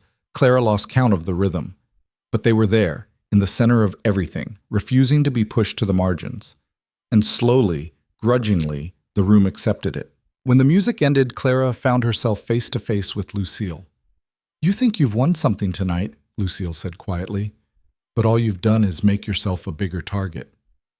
Maybe. Or maybe I've shown everyone that your power comes from fear, and once people stop being afraid, you're just a bitter woman in a fancy dress. Lucille's hand came up. Clara thought she might actually get slapped at a formal ball, but then Marcus Branson was there, smoothly inserting himself between them. Ladies, let's not make a scene. His smile didn't reach his eyes. Mrs. Stone, I believe we haven't been properly introduced since your marriage. Congratulations. Mr. Branson, Clara kept her voice level. I'd say it's a pleasure, but we both know that would be a lie. Direct. I like that. Marcus gestured to the dance floor. Would you honor me with a dance? Every instinct screamed at her to refuse, but refusing would mean backing down, and she'd promised herself she wouldn't do that. Of course. Elijah's hand tightened on her arm. Clara. It's fine. She looked up at him. I'll be fine. Marcus led her onto the dance floor. He was a better dancer than Elijah, smooth and practiced. His hand on her waist felt like a threat. You've made quite the impression, he said as they moved through the steps. The whole town's talking about you. Is that supposed to scare me? No. It's supposed to make you think. Marcus's voice dropped lower. You're smart, Mrs. Stone, smarter than your father. So let me be clear, this trial, it's theater. You might win a round or two, but in the end, we always win. We own the judge, half the jury, and every business that matters in this county. Then why haven't you won already? Because we're patient. We can wait for you to make a mistake, for your mountain man to do something stupid, for that lawyer of yours to overstep. His smile was cold. And then we'll destroy everything you've built. Your reputation, your marriage, your mother's health, everything. Clara looked up at him. You already tried to kill my mother. What's left to threaten me with? Oh, there's always something. Marcus spun her, brought her back. Your husband's mine, for instance. Terrible things happen in mines, cave-ins, gas explosions. And you, well, a woman living alone on a mountain is vulnerable, especially when her husband's been in an accident. Clara's blood went cold, but she kept dancing, kept her face calm. If anything happens to Elijah, I'll kill you myself. Marcus laughed. There she is. The real Clara Stone, not the frightened girl in the patched dress, but the woman with fire in her eyes. He leaned closer. We could have used someone like you. It's a shame you chose the wrong side. I chose the side that doesn't poison old women. Alleged poisoning, still to be proven in court. The music was ending. Marcus released her, stepped back. Enjoy your evening, Mrs. Stone. I suspect you don't have many left. Clara walked back to Elijah on shaking legs. He took one look at her face and pulled her aside. What did he say? Threats? Promises? The usual? She tried to smile. I think we should leave now. They made their way toward the exit, but before they reached it, the room suddenly erupted in shouts. Someone had collapsed near the refreshment table. People crowded around, blocking Clara's view. Then the crowd parted and she saw who it was. Judge Morrison, face pale, clutching his chest. Doc Ramsey was there in seconds, checking the judge's pulse, loosening his collar. After a moment, he looked up and shook his head. He's dead. Heart attack. The room exploded into chaos. Clara stood frozen, watching as the Bransons exchanged a quick glance. Too quick, too knowing. Then they were both moving toward the body, expressing shock and grief with practiced ease. But Clara had seen that look, and she knew, with absolute certainty, that Judge Morrison's death was no accident. The Bransons had just eliminated the one judge they owned, creating chaos and delay that would work in their favor, and no one would ever be able to prove it. Elijah pulled her toward the door. We're leaving, right now. Clara didn't argue. They made it outside to their wagon and started the long ride back to the mountain. Behind them, Copper Falls burned with lamplight and panic, and somewhere in that light, the Bransons were already planning their next move. The wagon rattled over frozen ground, each jolt sending pain through Clara's clenched jaw. She hadn't spoken since they'd left the ball, and Elijah hadn't pushed her. He just drove, eyes scanning the darkness, rifle within easy reach. They were a mile from town when Clara finally broke the silence. They killed him. I know. Just like that, in a room full of witnesses, and no one will ever prove it. Elijah's hands tightened on the reins. Probably not. Clara turned to look at him. That doesn't bother you? Of course it bothers me, but getting angry won't bring him back. He glanced at her. What will is making sure his death means something. How? With Morrison gone, they'll appoint a new judge, someone else they own, someone who'll make sure the trial goes their way. Maybe. Or maybe they just made their first real mistake. Clara frowned. What do you mean? Morrison was predictable, bought and paid for. Everyone knew it, but at least they knew what to expect. Elijah guided the wagon around a rut in the road.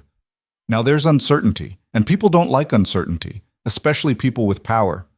Before Clara could respond, a gunshot cracked through the night. The bullet hit the wagon frame inches from Elijah's head. He yanked the reins, sending the horse lurching off the road into the tree line. Another shot followed, then another, splintering wood and kicking up dirt. "Get down!" Elijah shoved Clara to the floor of the wagon and grabbed his rifle. "Stay low!" Clara pressed herself against the boards, heart hammering. She could hear riders now, at least 3 of them, circling through the darkness. The moonlight wasn't enough to see faces, just shapes on horseback. Elijah fired twice. One of the riders cried out and fell. The others scattered, regrouping beyond the trees. "Mrs. Stone!" a voice called from the darkness. Not one of the Bransons. Younger, rougher. "Your husband's got a choice. Leave Copper Falls by sunrise, or we come back and finish this. You got till dawn." Another shot rang out, hitting the wagon's water barrel. Water gushed out, soaking the supplies. Then the riders were gone, hoofbeats fading into the distance. Elijah waited a full minute before moving. Then he climbed down from the wagon, rifle ready, and checked the fallen rider. "Dead," he said quietly. Clara forced herself to look. Young, maybe 25. Face she didn't recognize. Blood spreading dark across his shirt. "They're hiring guns now," Elijah said. He searched the body quickly, found nothing but a few coins and a flask of whiskey. Getting desperate. Or just escalating, Clara's voice shook despite her best efforts. "You heard what he said. Leave by sunrise." "Yeah, I heard." Elijah straightened, looked down the road toward Copper Falls. "Question is, what are we going to do about it?" Clara stared at him. "You can't be serious. They just tried to kill us. They've been trying to kill us for weeks. This isn't new. But, Clara," he turned to face her fully, "if we run now, they win. Everything we've done, your speech at the church, the ball, the witnesses coming forward, all of it means nothing if we let them scare us away." "So what, we just wait for them to try again? Wait until they actually succeed?" "No, we go on the offensive." Elijah's eyes were hard in the moonlight. "We stop reacting to what they do and start making them react to us." "How?" "We find out who killed Morrison, and we prove it." The idea was insane. Clara knew it was insane. But as she stood there in the cold darkness with a dead man bleeding into the frozen ground and her whole body still shaking from nearly being shot, she realized something. She was tired of being afraid. "All right," she said. "How do we start?" They buried the hired gun in a shallow grave. They'd report it to the sheriff later, but right now they had bigger problems. Then they pushed the wagon back onto the road and continued toward the mountain. But instead of going to the cabin, Elijah turned east toward Silver City. "Where are we going?" "To see Catherine. If we're going to do this, we need her help." They reached Silver City just before dawn. Catherine's office was dark, but Elijah pounded on the door until a light appeared in the upstairs window. A minute later, Catherine appeared in a dressing gown, hair loose, holding a pistol. "This better be life or death." "It is." Elijah pushed past her into the office. "Morrison's dead. Someone just tried to ambush us on the road, and we need to prove the Bransons are behind both." Catherine's expression shifted from annoyed to focused in about 2 seconds. "Tell me everything." They laid it out. The judge's sudden collapse, the look the Bransons had exchanged, the attack on the road. Catherine listened without interrupting, already thinking 3 steps ahead. "We can't prove the ambush was ordered by them," she said when they finished. "Dead man tells no tales, and the others got away." "What about Morrison?" Clara asked. "Heart attack. Doctor will rule it natural causes. Even if we suspect poison, proving it would require an autopsy, and the Bransons will never allow it. His body's probably already being prepared for burial. So they just get away with it." "With killing Morrison?" "Yes, but that's not what we go after them for." Catherine started pulling books from her shelves, legal texts and case files. "We use Morrison's death to our advantage. The territorial governor will have to appoint a new judge. That takes time, weeks, maybe months. During that time, the case is in limbo." "How does that help us?"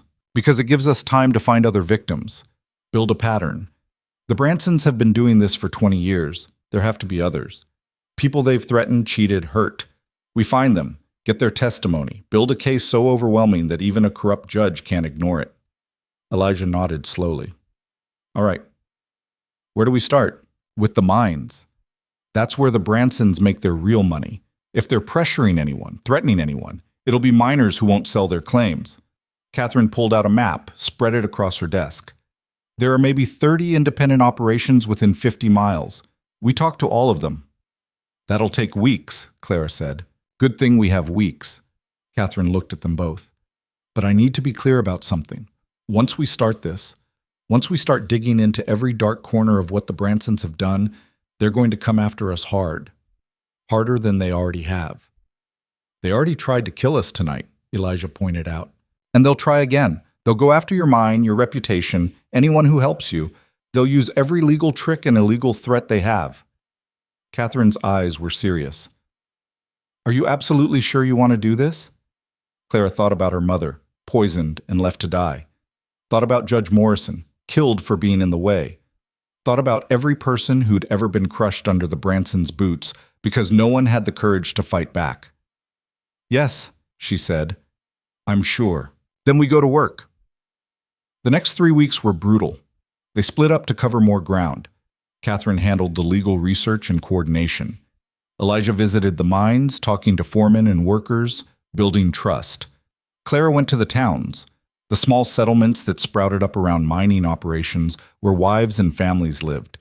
That's where she found the real stories. In a town called Pine Ridge, she met a woman named Sarah Chen, whose husband had died in a cave-in 3 years ago.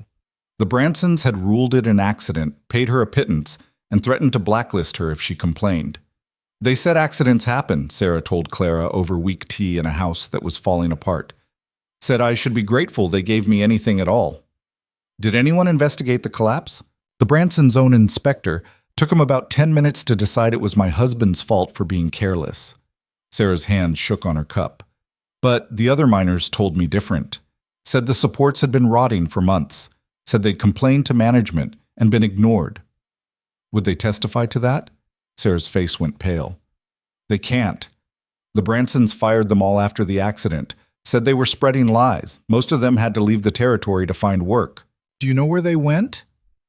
Some, but they won't come back. Not to testify against the Bransons. They have families. They're scared. Clara took Sarah's hands in hers.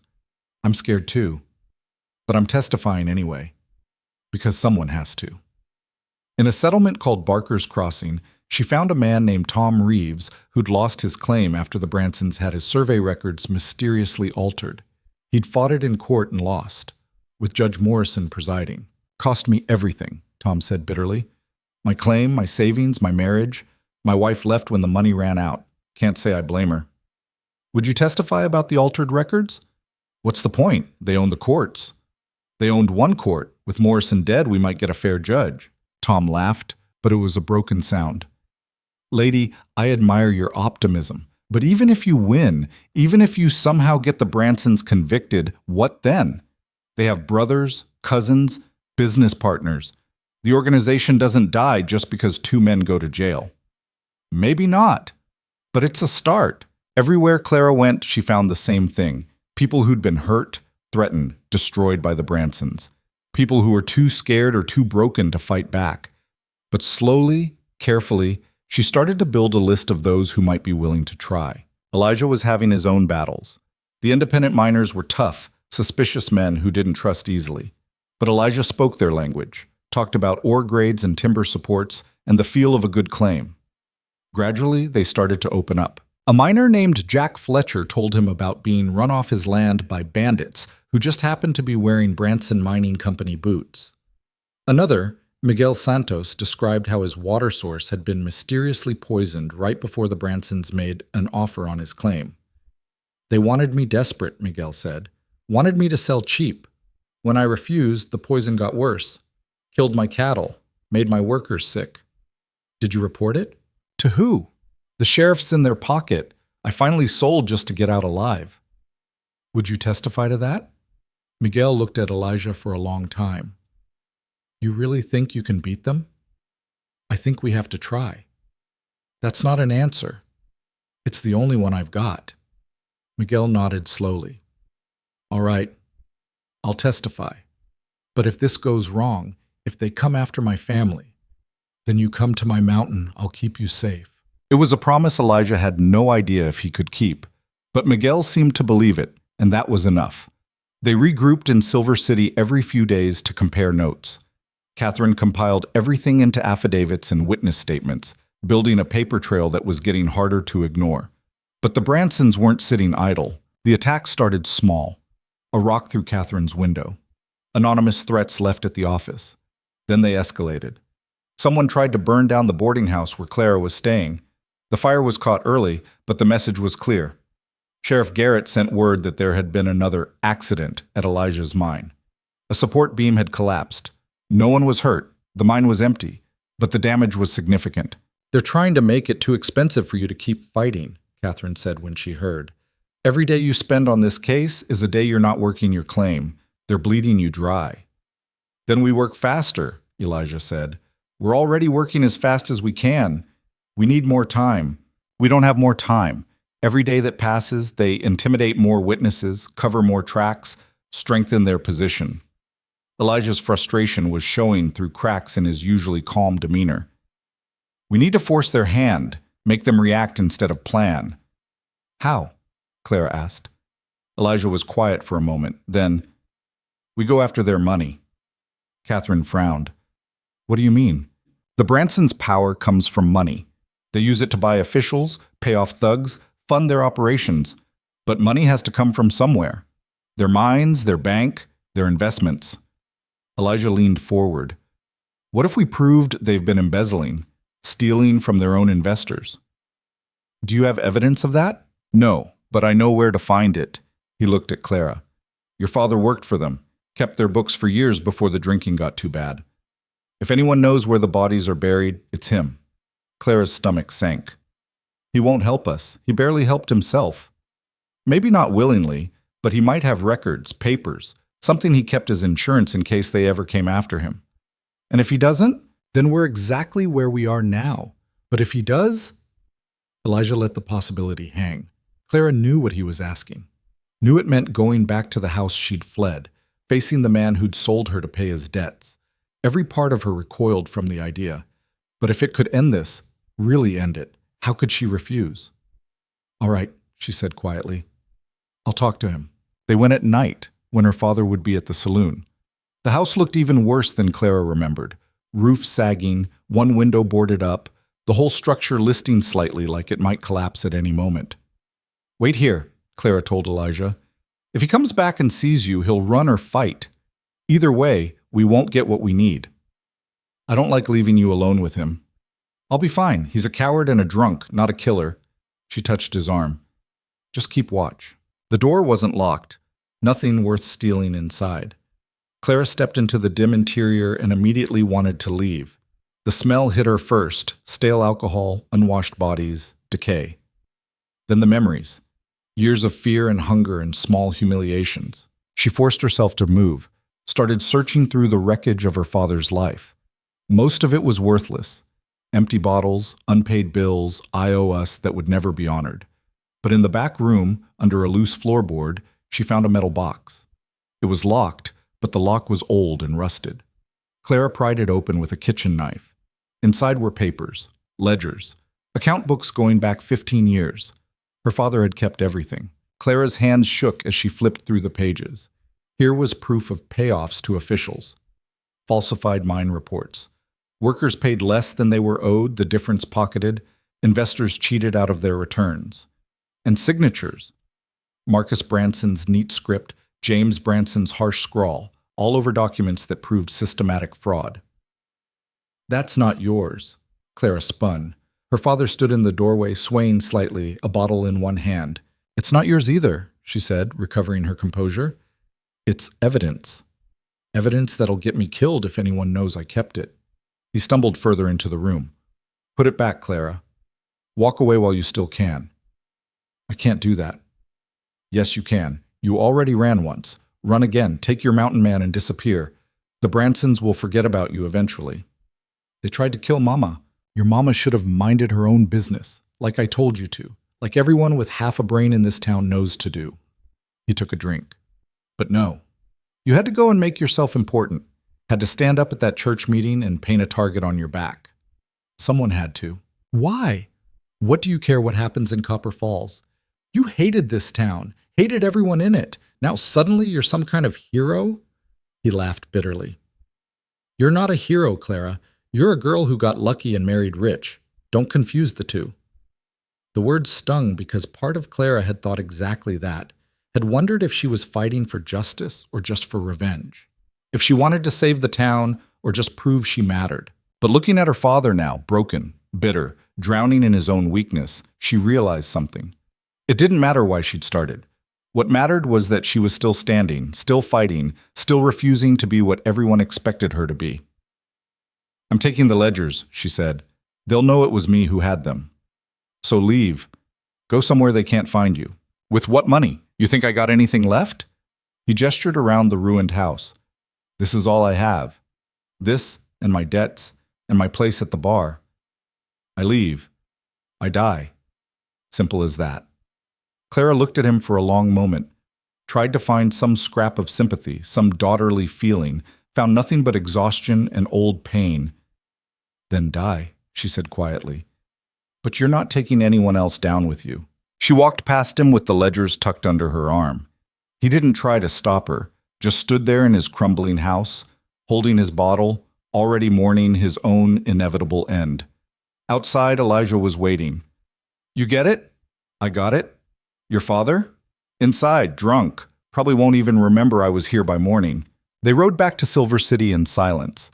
Clara kept the ledgers clutched to her chest, feeling the weight of them. This was it. This was the evidence that could bring the Bransons down.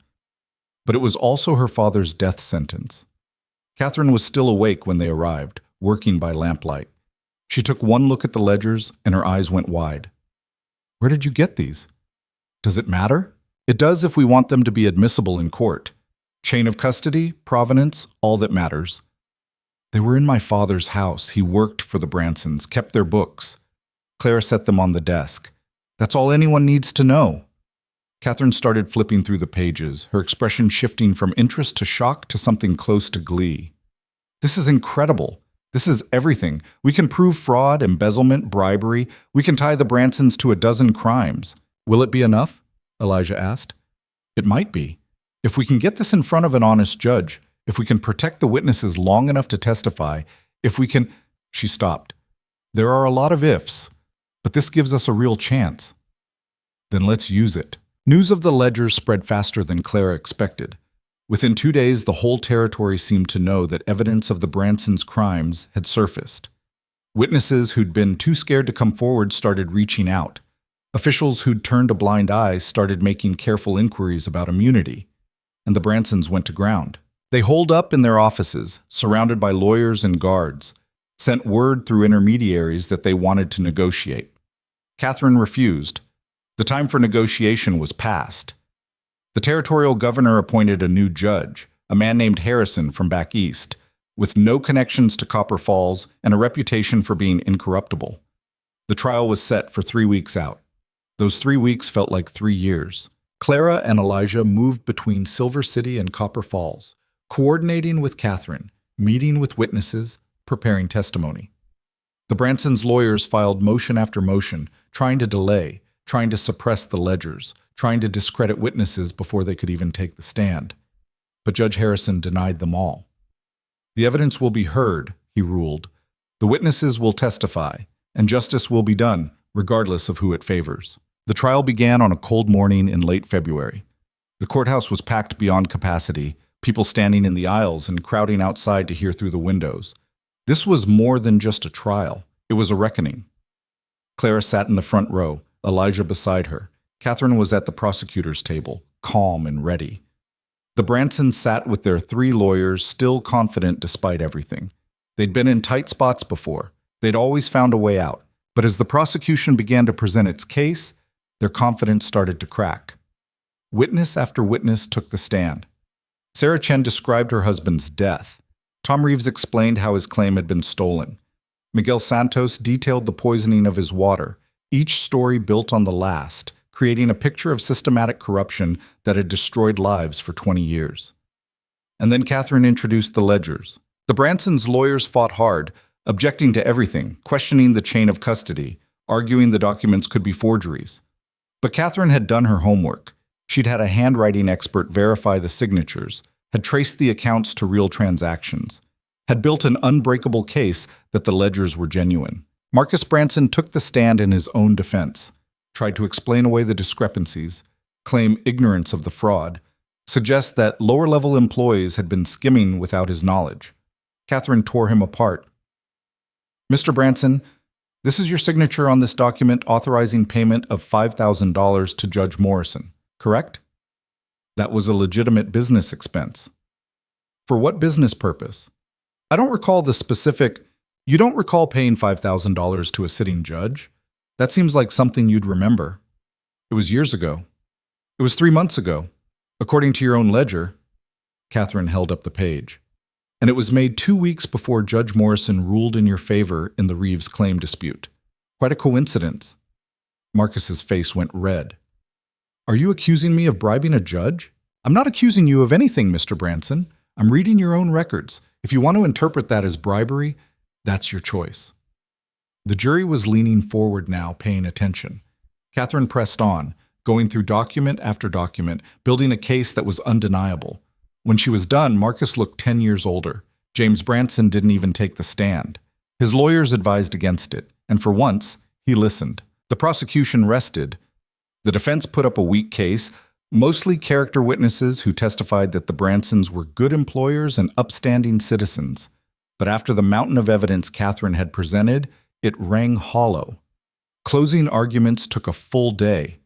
Catherine was brilliant, passionate but precise, laying out exactly how the Bransons had built an empire on corruption and violence. The defense lawyers tried their best, but they were fighting a losing battle. The jury deliberated for 6 hours. When they came back, their faces were grim. On the charge of attempted murder and the poisoning of Martha Jennings, how do you find? Guilty. On the charges of fraud and embezzlement? Guilty. On the charges of bribery and corruption?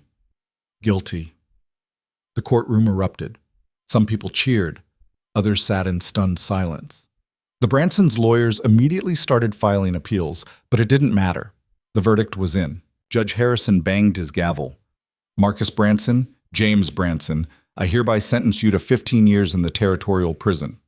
In addition, all assets of the Branson Mining Company are to be seized and liquidated, with proceeds going to compensate the victims of your crimes.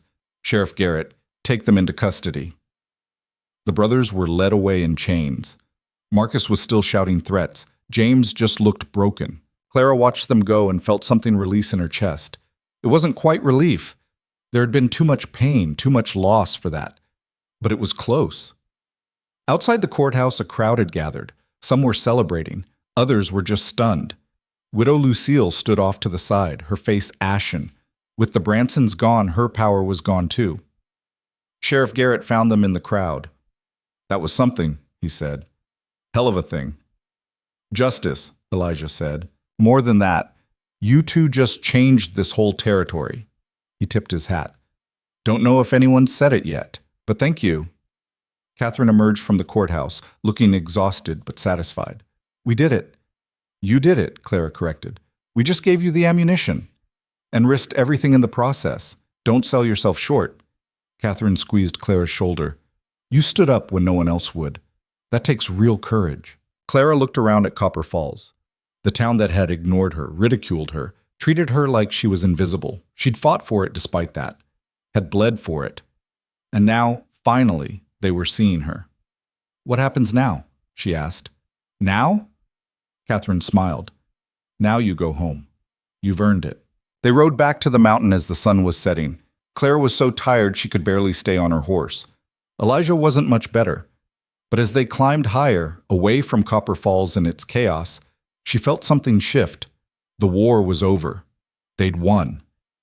Her mother was waiting at the cabin, healthy now, color in her cheeks. She pulled Clara into a fierce hug. I heard. The whole town's talking about it.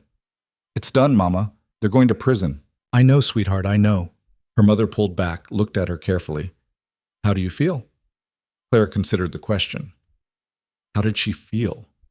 Exhausted, relieved, uncertain. The fight had defined her for so long that she wasn't sure who she was without it. I don't know, she admitted. Ask me tomorrow. That night, Clara stood on the porch of the cabin looking down at Copper Falls.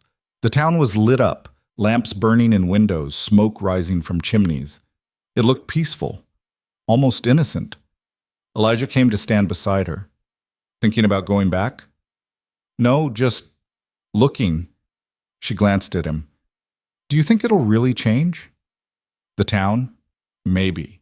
People are stubborn, but the Bransons' organization is done. That'll change things whether people want it to or not. And us?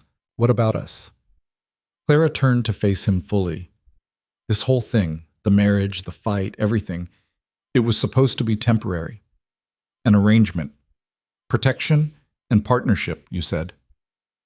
I remember. So now what? Elijah was quiet for a long moment. When he spoke, his voice was careful. That's up to you. The danger's past. If you want to leave, I won't stop you. You've earned your freedom. Is that what you want? I want you to choose. Not because you're scared or desperate or have nowhere else to go, but because you want to. He met her eyes. So, what do you want, Clara? Clara looked at this man who'd married her to protect her, who'd stood beside her through everything, who'd never asked for anything but had given her everything that mattered. I want to stay, she said. Not because I have to, because I choose to. Something in Elijah's expression softened. You sure? I've never been more sure of anything. He pulled her close, and for the first time since their strange wedding, he kissed her. It wasn't desperate or passionate, just honest. A promise that what had started as survival had become something real. When they pulled apart, Clara was smiling. Think we can make this work? We've handled worse. And looking down at Copper Falls, the town she'd fought for, bled for, refused to let destroy her, Clara thought maybe they could. Maybe they already had. Spring came late to the mountains that year, but when it arrived, it transformed everything. Snow melted into rushing streams. Green pushed up through brown earth. The cabin that had felt like a refuge during the winter now felt like a home. Clara woke before dawn, as had become her habit. Elijah was already up, standing at the window with coffee in hand, watching the sun paint the peaks gold. You ever sleep? She asked. Sometimes. When my mind's quiet enough. He glanced back at her. Which isn't often. She crossed to him, and he handed her his cup without being asked. They'd fallen into these small rhythms over the past 2 months, sharing coffee, working side by side, existing in a companionship that didn't require constant words. Mother's asking when we're coming down to town again, Clara said. She feeling strong enough for the trip? She says she is. I think she's just bored sitting around the cabin all day. Elijah smiled. She's your mother. Stubborn runs in the family. Clara elbowed him, but she was smiling too. Her mother had recovered fully, gained back the weight she'd lost, started cooking meals that actually tasted like food instead of medicine. She'd even started talking about finding her own place in Copper Falls, though Clara suspected that was more about giving them privacy than any real desire to leave the mountain. We should go down this week, Elijah said. I need to check on the mine anyway, see what damage the Bransons people did before they got arrested. You think it's still viable? Only one way to find out. The truth was, they hadn't touched the mine in months. Between the trial and the recovery and just trying to survive the winter, there hadn't been time. But money was running low, and mountain living didn't come free. 3 days later, they made the trip down to Copper Falls. Clara's mother rode between them, wrapped in blankets despite the warming weather, commenting on every change in the landscape like she was seeing it for the first time. Look how green everything's getting.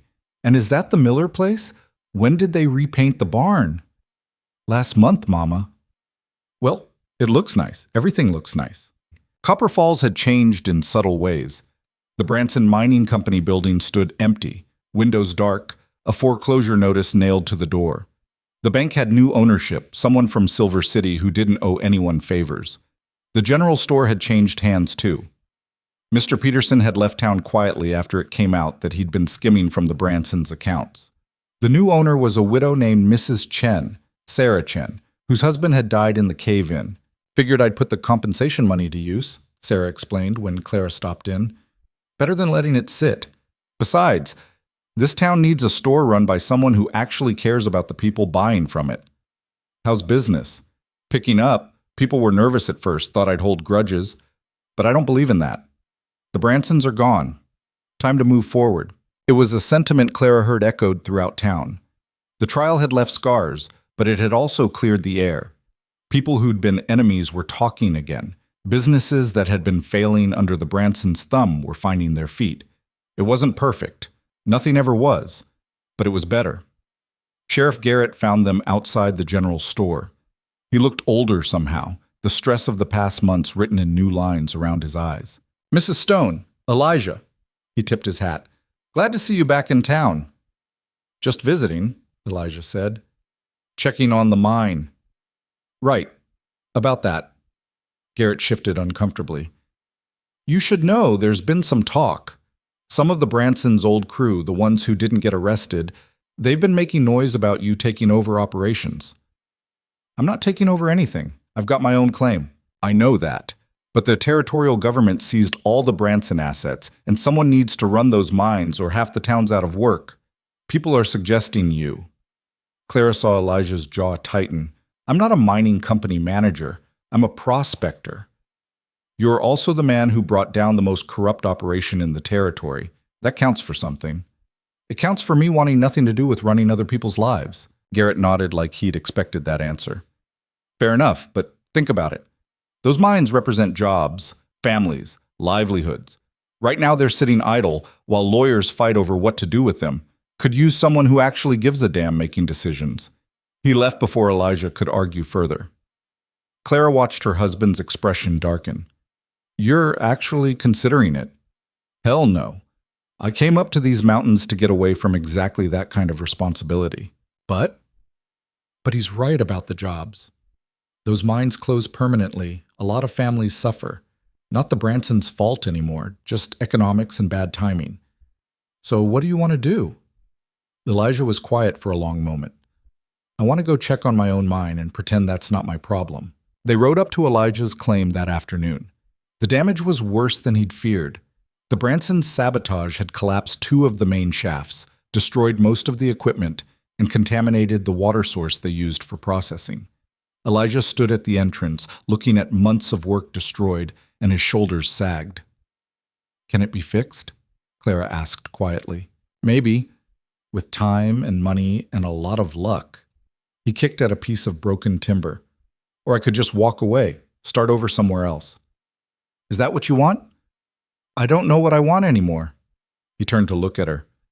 "When I came up here 5 years ago, I knew exactly what I wanted.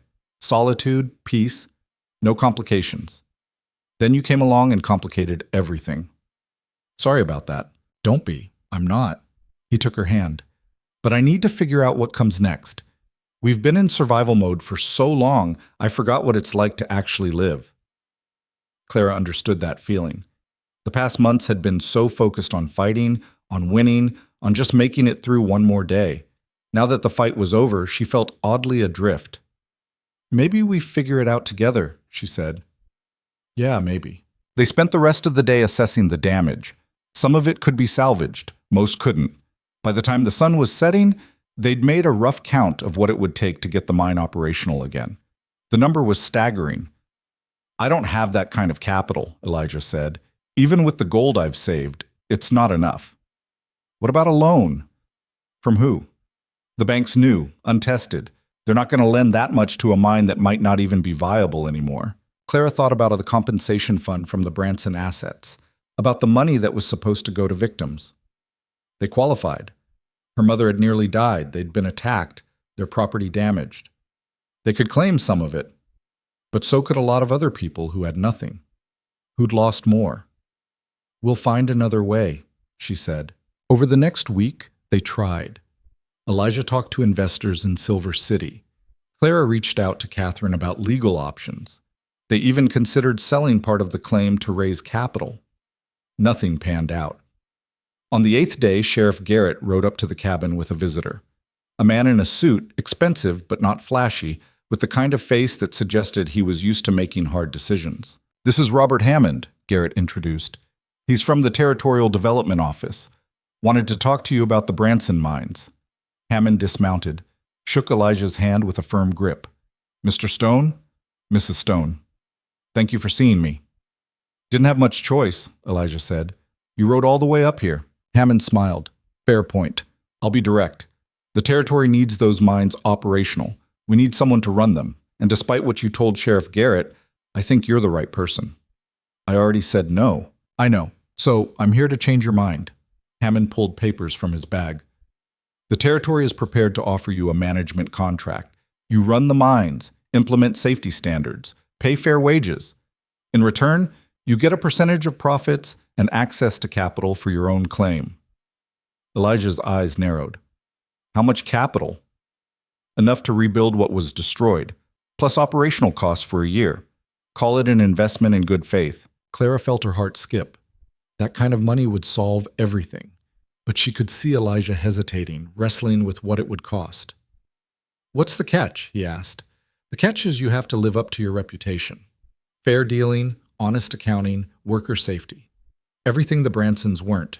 You fail, the contract's void, and you repay the capital. Hammond's eyes were sharp. Can you do that? Can I be honest and fair? Yeah. Can I run multiple mining operations while maintaining my own claim and not lose my mind? That's the real question. You wouldn't be doing it alone, Hammond gestured to Clara. Your wife proved herself more than capable during the trial. I'd expect her to be involved in the management. Clara blinked. Me? You organized witnesses, tracked evidence, helped build a legal case that brought down a 20-year operation. That takes intelligence and organization, both of which are needed to run a business. I've never run a business. Neither had the Bransons when they started. They just had greed and ambition. You have something better, integrity and a reason to care about the people working for you.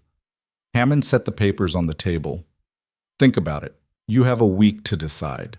He rode away, leaving them with a decision that felt impossibly large. That night, Clara and Elijah sat on the porch, not talking, just thinking. Her mother had gone to bed hours ago, but neither of them could sleep. What do you want to do? Clara asked finally. Run away to somewhere nobody knows us and start over. That's not an answer. It's the answer I want to give. Elijah rubbed his face tiredly. But you're right, it's not the real answer. So what is? He was quiet for a long time. When he spoke, his voice was low. When I lost my family, I blamed myself. Thought, if I'd just sold the mine, just given the Bransons what they wanted, my wife and daughter would still be alive. So I isolated myself, figured if I didn't care about anyone or anything, I couldn't lose it. Clara took his hand. Then you came along, he continued, and you made me care again, made me fight again, made me remember that some things are worth the risk. He looked at her. So the real answer is, I'm terrified. Of failing, of letting people down, of losing what we've built. But I think we should do it anyway. Yeah? Yeah. Because hiding on a mountain didn't keep me safe. Fighting for something did. Maybe it's time to fight for something bigger than just us. Clara felt tears prick her eyes. When did you get so wise? I married you, didn't I? That was pretty smart. She laughed and kissed him, and for a moment everything felt simple. They signed Hammond's contract the following week. Within a month, they'd moved operations to Copper Falls. Not permanently, but enough to manage things effectively. They kept the cabin as their real home, but rented a small house in town for when they needed to be close to the mines. The transition was rough. Half the workers were suspicious of new management. A quarter quit outright, convinced nothing had really changed. But the rest stayed, and slowly, as Elijah implemented new safety measures and Clara ensured wages were paid on time and in full, trust started to build. Clara discovered she was good at the business side. She had a head for numbers, a talent for organization, and a no-nonsense approach that won over even the skeptical workers. When a dispute arose between two crews, she mediated with fairness that left both sides grudgingly satisfied. When supply costs started creeping up, she negotiated better rates with vendors. You're a natural at this, Catherine observed during one of her visits. I'm faking it half the time. Everyone is. The trick is faking it convincingly enough that people trust you anyway. Catherine smiled. You're doing more than faking it, though. You're actually making a difference. And she was. The mines became safer. Productivity increased. Workers who'd spent years living in fear of arbitrary punishment or sudden job loss started to relax, to invest in their work, to care. It wasn't perfect. There were accidents. Mining was dangerous work. But they were investigated properly now, safety measures updated, families compensated fairly. When a worker died in a rock slide, Clara personally visited his widow and ensured she received enough money to survive until she could find work. "You didn't have to do that," the woman said, tears streaming down her face. "Yes, I did. Your husband died working for us. That makes him our responsibility." Word spread. The mines that had once been symbols of corruption became examples of how things could be done right. Other operations started copying their safety measures. Workers from failed claims asked for jobs. Within 6 months, they doubled their workforce. But success brought its own problems. Widow Lucille, who'd been quiet since the trial, started making noise again. She'd lost most of her power when the Bransons fell, but she still had connections, still had influence with certain circles. She started spreading rumors that Elijah and Clara had manipulated the trial, that they'd destroyed the Bransons to take over their business, that Clara had seduced her way into wealth and was now playing at being respectable. Most people ignored it, but some listened. A group of former Branson loyalists, led by a man named Pike, who'd been a foreman under the old regime, started causing trouble, sabotaging equipment, starting fights. Nothing they could be directly tied to, but enough to create chaos. Clara confronted Pike directly, in front of his crew. "You have a problem with how I'm running things. Say it to my face." Pike sneered. "My problem is you're a woman playing at a man's job. You don't know mining, don't know business. You're just the wife of a man who got lucky." "Lucky?" Claire's voice was dangerously quiet. "You think surviving the Bransons trying to kill my mother was luck? Building a legal case that sent them to prison? Standing up in that church when everyone else was too scared? I think you married a rich man and now you're pretending you earned your place." Clara stepped closer. Pike was a big man, used to intimidating people with his size. But Clara didn't flinch. "I've earned every single thing I have. My place, my respect, my position. And you know what? I don't need you to believe that. I don't need you to like me, but you will respect the work we're doing here, or you can leave." "You can't fire me. The men would riot." Clara looked past him at the crew of 15 men who'd been watching the exchange. "Would you? Would you riot if I fired a man who's been sabotaging equipment and putting your lives at risk?" Silence. Several men shifted uncomfortably. "Because I have proof," Clara continued. "I've been watching, documenting. I know it was you who weakened the support in Shaft 3. I know you who damaged the ventilation system. I've got witnesses who'll testify you've been doing it to make us look incompetent." Pike's face went pale. "You can't prove." "I can, and I will, in front of a judge if necessary. Or you can leave now quietly, and we'll call it even." Pike looked at his crew. None of them met his eyes. He'd lost, and he knew it. "This isn't over," he muttered. "Yes, it is." Clara's voice was steel. "You're done here. Get your things and go." He left. None of his crew went with him. After that, the sabotage stopped. Workers who'd been fence-sitting saw that Clara meant business, that she wasn't just Elijah's wife playing manager, but someone who would fight for the operation and for them. Respect turned to loyalty. Loyalty turned to genuine investment in the success of the mines. By the time fall arrived, the operation was profitable. Not massively, Clara made sure profits were reinvested in safety and wages, but stable, sustainable. And Elijah's own mine was back in operation.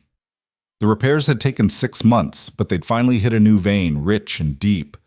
Between that and the management contract, they were more than comfortable. They could have stayed in town permanently, could have bought a big house, joined the social circles, become the kind of people who threw fancy dinners and went to balls. Instead, they spent most of their time at the cabin, because that's where they could breathe, where they could be themselves without performance or politics, where they could sit on the porch and watch the sunset and just exist. Clara was sitting on that porch one evening when her mother joined her, moving slower these days, but still strong. "You're different," her mother said. "Different how?" "Confident, like you finally figured out who you are." Clara considered that. Maybe I did, or maybe I just stopped caring what everyone else thought I should be. "That's the same thing, sweetheart." Her mother settled into the chair Elijah had built. "I'm proud of you, in case I haven't said it enough." "You've said it plenty." "Good, because I mean it every time." Her mother was quiet for a moment. "Your father came to see me last week." Clara stiffened. "What did he want?" "To apologize. Can you believe that? After everything, he showed up drunk and maudlin and sorry for himself, trying to say he was proud of what you'd become. What did you tell him? I told him it was too late, that you'd become who you are, despite him, not because of him, that he didn't get to claim any credit for your success. Clara felt something loosen in her chest. Thank you. He's leaving town. Said there's nothing left for him here. I don't think we'll see him again. And Clara realized she was fine with that. Her father was a chapter she'd closed. She'd taken what she needed from that part of her life, the strength that came from surviving it, and left the rest behind. Winter came early that year. By November, snow was already piling up in the passes. Clara and Elijah made one last trip down to Copper Falls to ensure everything was set for the season, then returned to the cabin to settle in. It was during that winter that Clara realized she was pregnant. She'd suspected for a few weeks, but hadn't said anything, hadn't wanted to jinx it. But when she finally told Elijah, his face went through so many emotions she couldn't track them all. You're sure? As sure as I can be without seeing a doctor, but yes, I'm sure.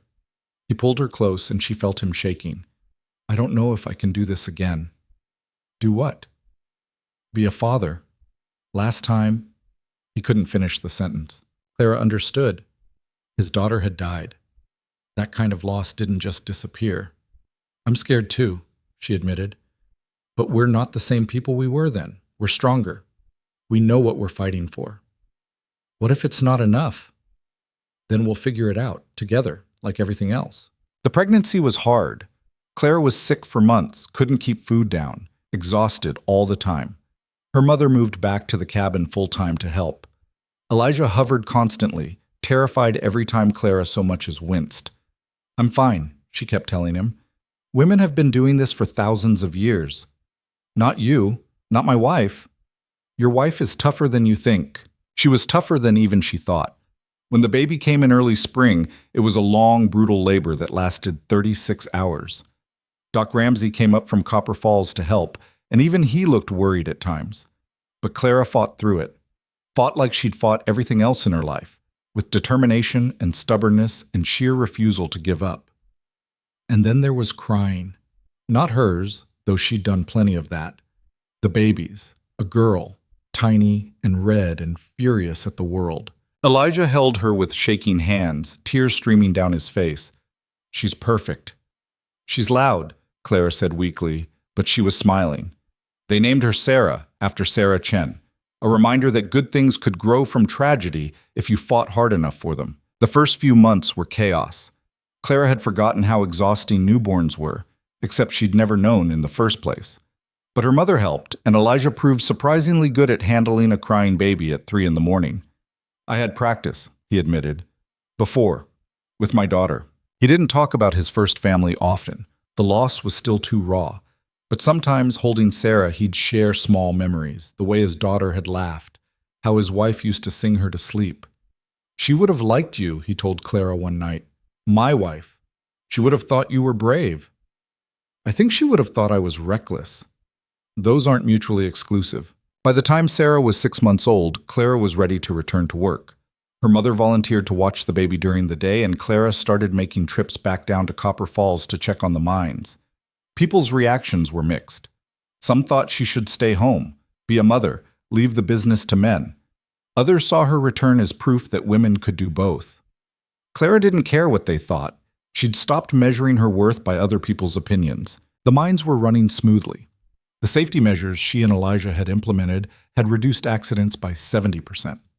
Worker satisfaction was at an all-time high. Productivity was up. They were making a real difference.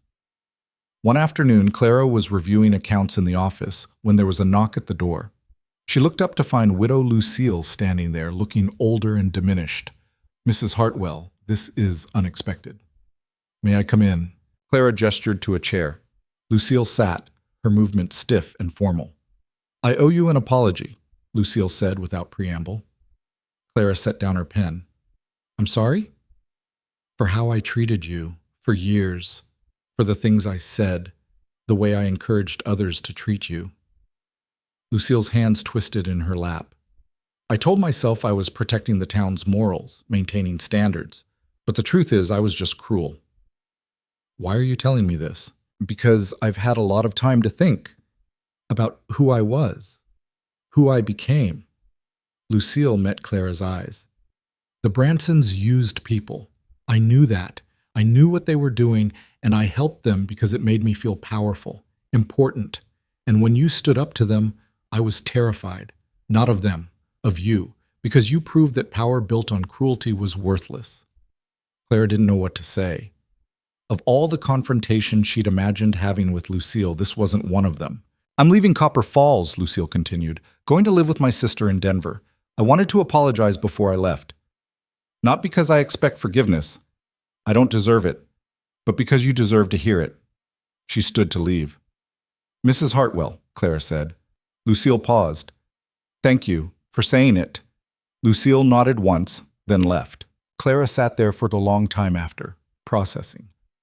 This was what victory looked like, she realized. Not the Bransons in prison, or the mines running well, or even her daughter sleeping peacefully in the cabin.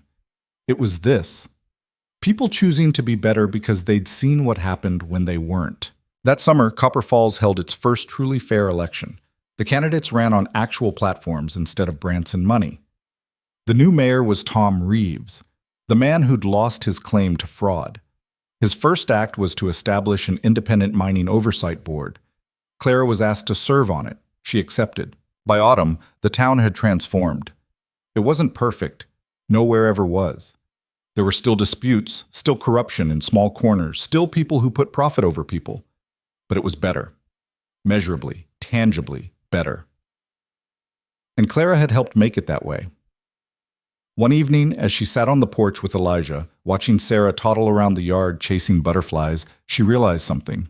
She was happy. Not the desperate, clutching happiness of someone afraid it'll be snatched away, but the deep, steady happiness of someone who'd fought for every piece of it and knew its worth. What are you thinking about? Elijah asked. How far we've come. Who we were when we met versus who we are now. Regret any of it? Clara thought about the fear, the pain, the night she'd been certain they wouldn't survive. Thought about her father, about the Bransons, about every person who'd told her she was nothing. Not even a little bit. Elijah smiled and pulled her close. Sarah shrieked happily at something in the grass, probably a bug. The sun was setting behind the mountains, painting everything gold. This was what Clara had learned, she realized. Worth wasn't something people gave you. It was something you claimed. And once you claimed it, really claimed it, deep in your bones, the world had no choice but to see you. She'd been invisible for so long, had let people look through her, define her, dismiss her. But invisibility wasn't who she was. It was what she'd been taught to accept, and she'd stopped accepting it. She'd stood up, fought back, refused to be diminished. And in doing so, she hadn't just saved herself. She'd saved a town, built a business, created a family. She'd become unbreakable. Not because she never broke, she had, many times, but because every time she broke, she put herself back together stronger than before. That was the truth Clara wanted her daughter to know. That strength wasn't about never falling. It was about standing back up, about refusing to stay down, about looking at the people who said you were nothing and proving them wrong, not with words, but with action. As the stars came out and Sarah finally wore herself out and fell asleep in Elijah's arms, Clara looked at the life they'd built. The cabin on the mountain, the mines in the valley, the town that had rejected her now looking to her for leadership. None of it had been given. All of it had been earned. And somewhere deep in her chest, in the place where fear and doubt used to live, there was now something else. Peace. Not the absence of struggle, there would always be struggles, but the certainty that she could handle whatever came, that she was enough, that she'd always been enough. She just had to believe it. Years later, when Sarah was old enough to ask questions, Clara would tell her this story. Not the sanitized version, the real one, with all its fear and pain and uncertainty, because Sarah needed to know that her mother hadn't been born strong. She'd become strong, had chosen it, fought for it, earned it. And if Clara could do it, invisible Clara Jennings, who'd grown up with nothing and no one believing in her, then anyone could. That was the lesson. That was the truth worth fighting for. You didn't need to be perfect. You didn't need to be fearless. You didn't even need to know what you were doing. You just needed to refuse to stay invisible. You needed to stand up, speak out, and claim the space you deserved in this world. Everything else would follow. Clara looked at her sleeping daughter, her husband beside her, the mountains rising dark against the star-filled sky, and she smiled. Because she'd done it. Against all odds, against every expectation, against a world that had tried to keep her small and silent and invisible. She'd done it. She'd claimed her worth. And nothing would ever take it away.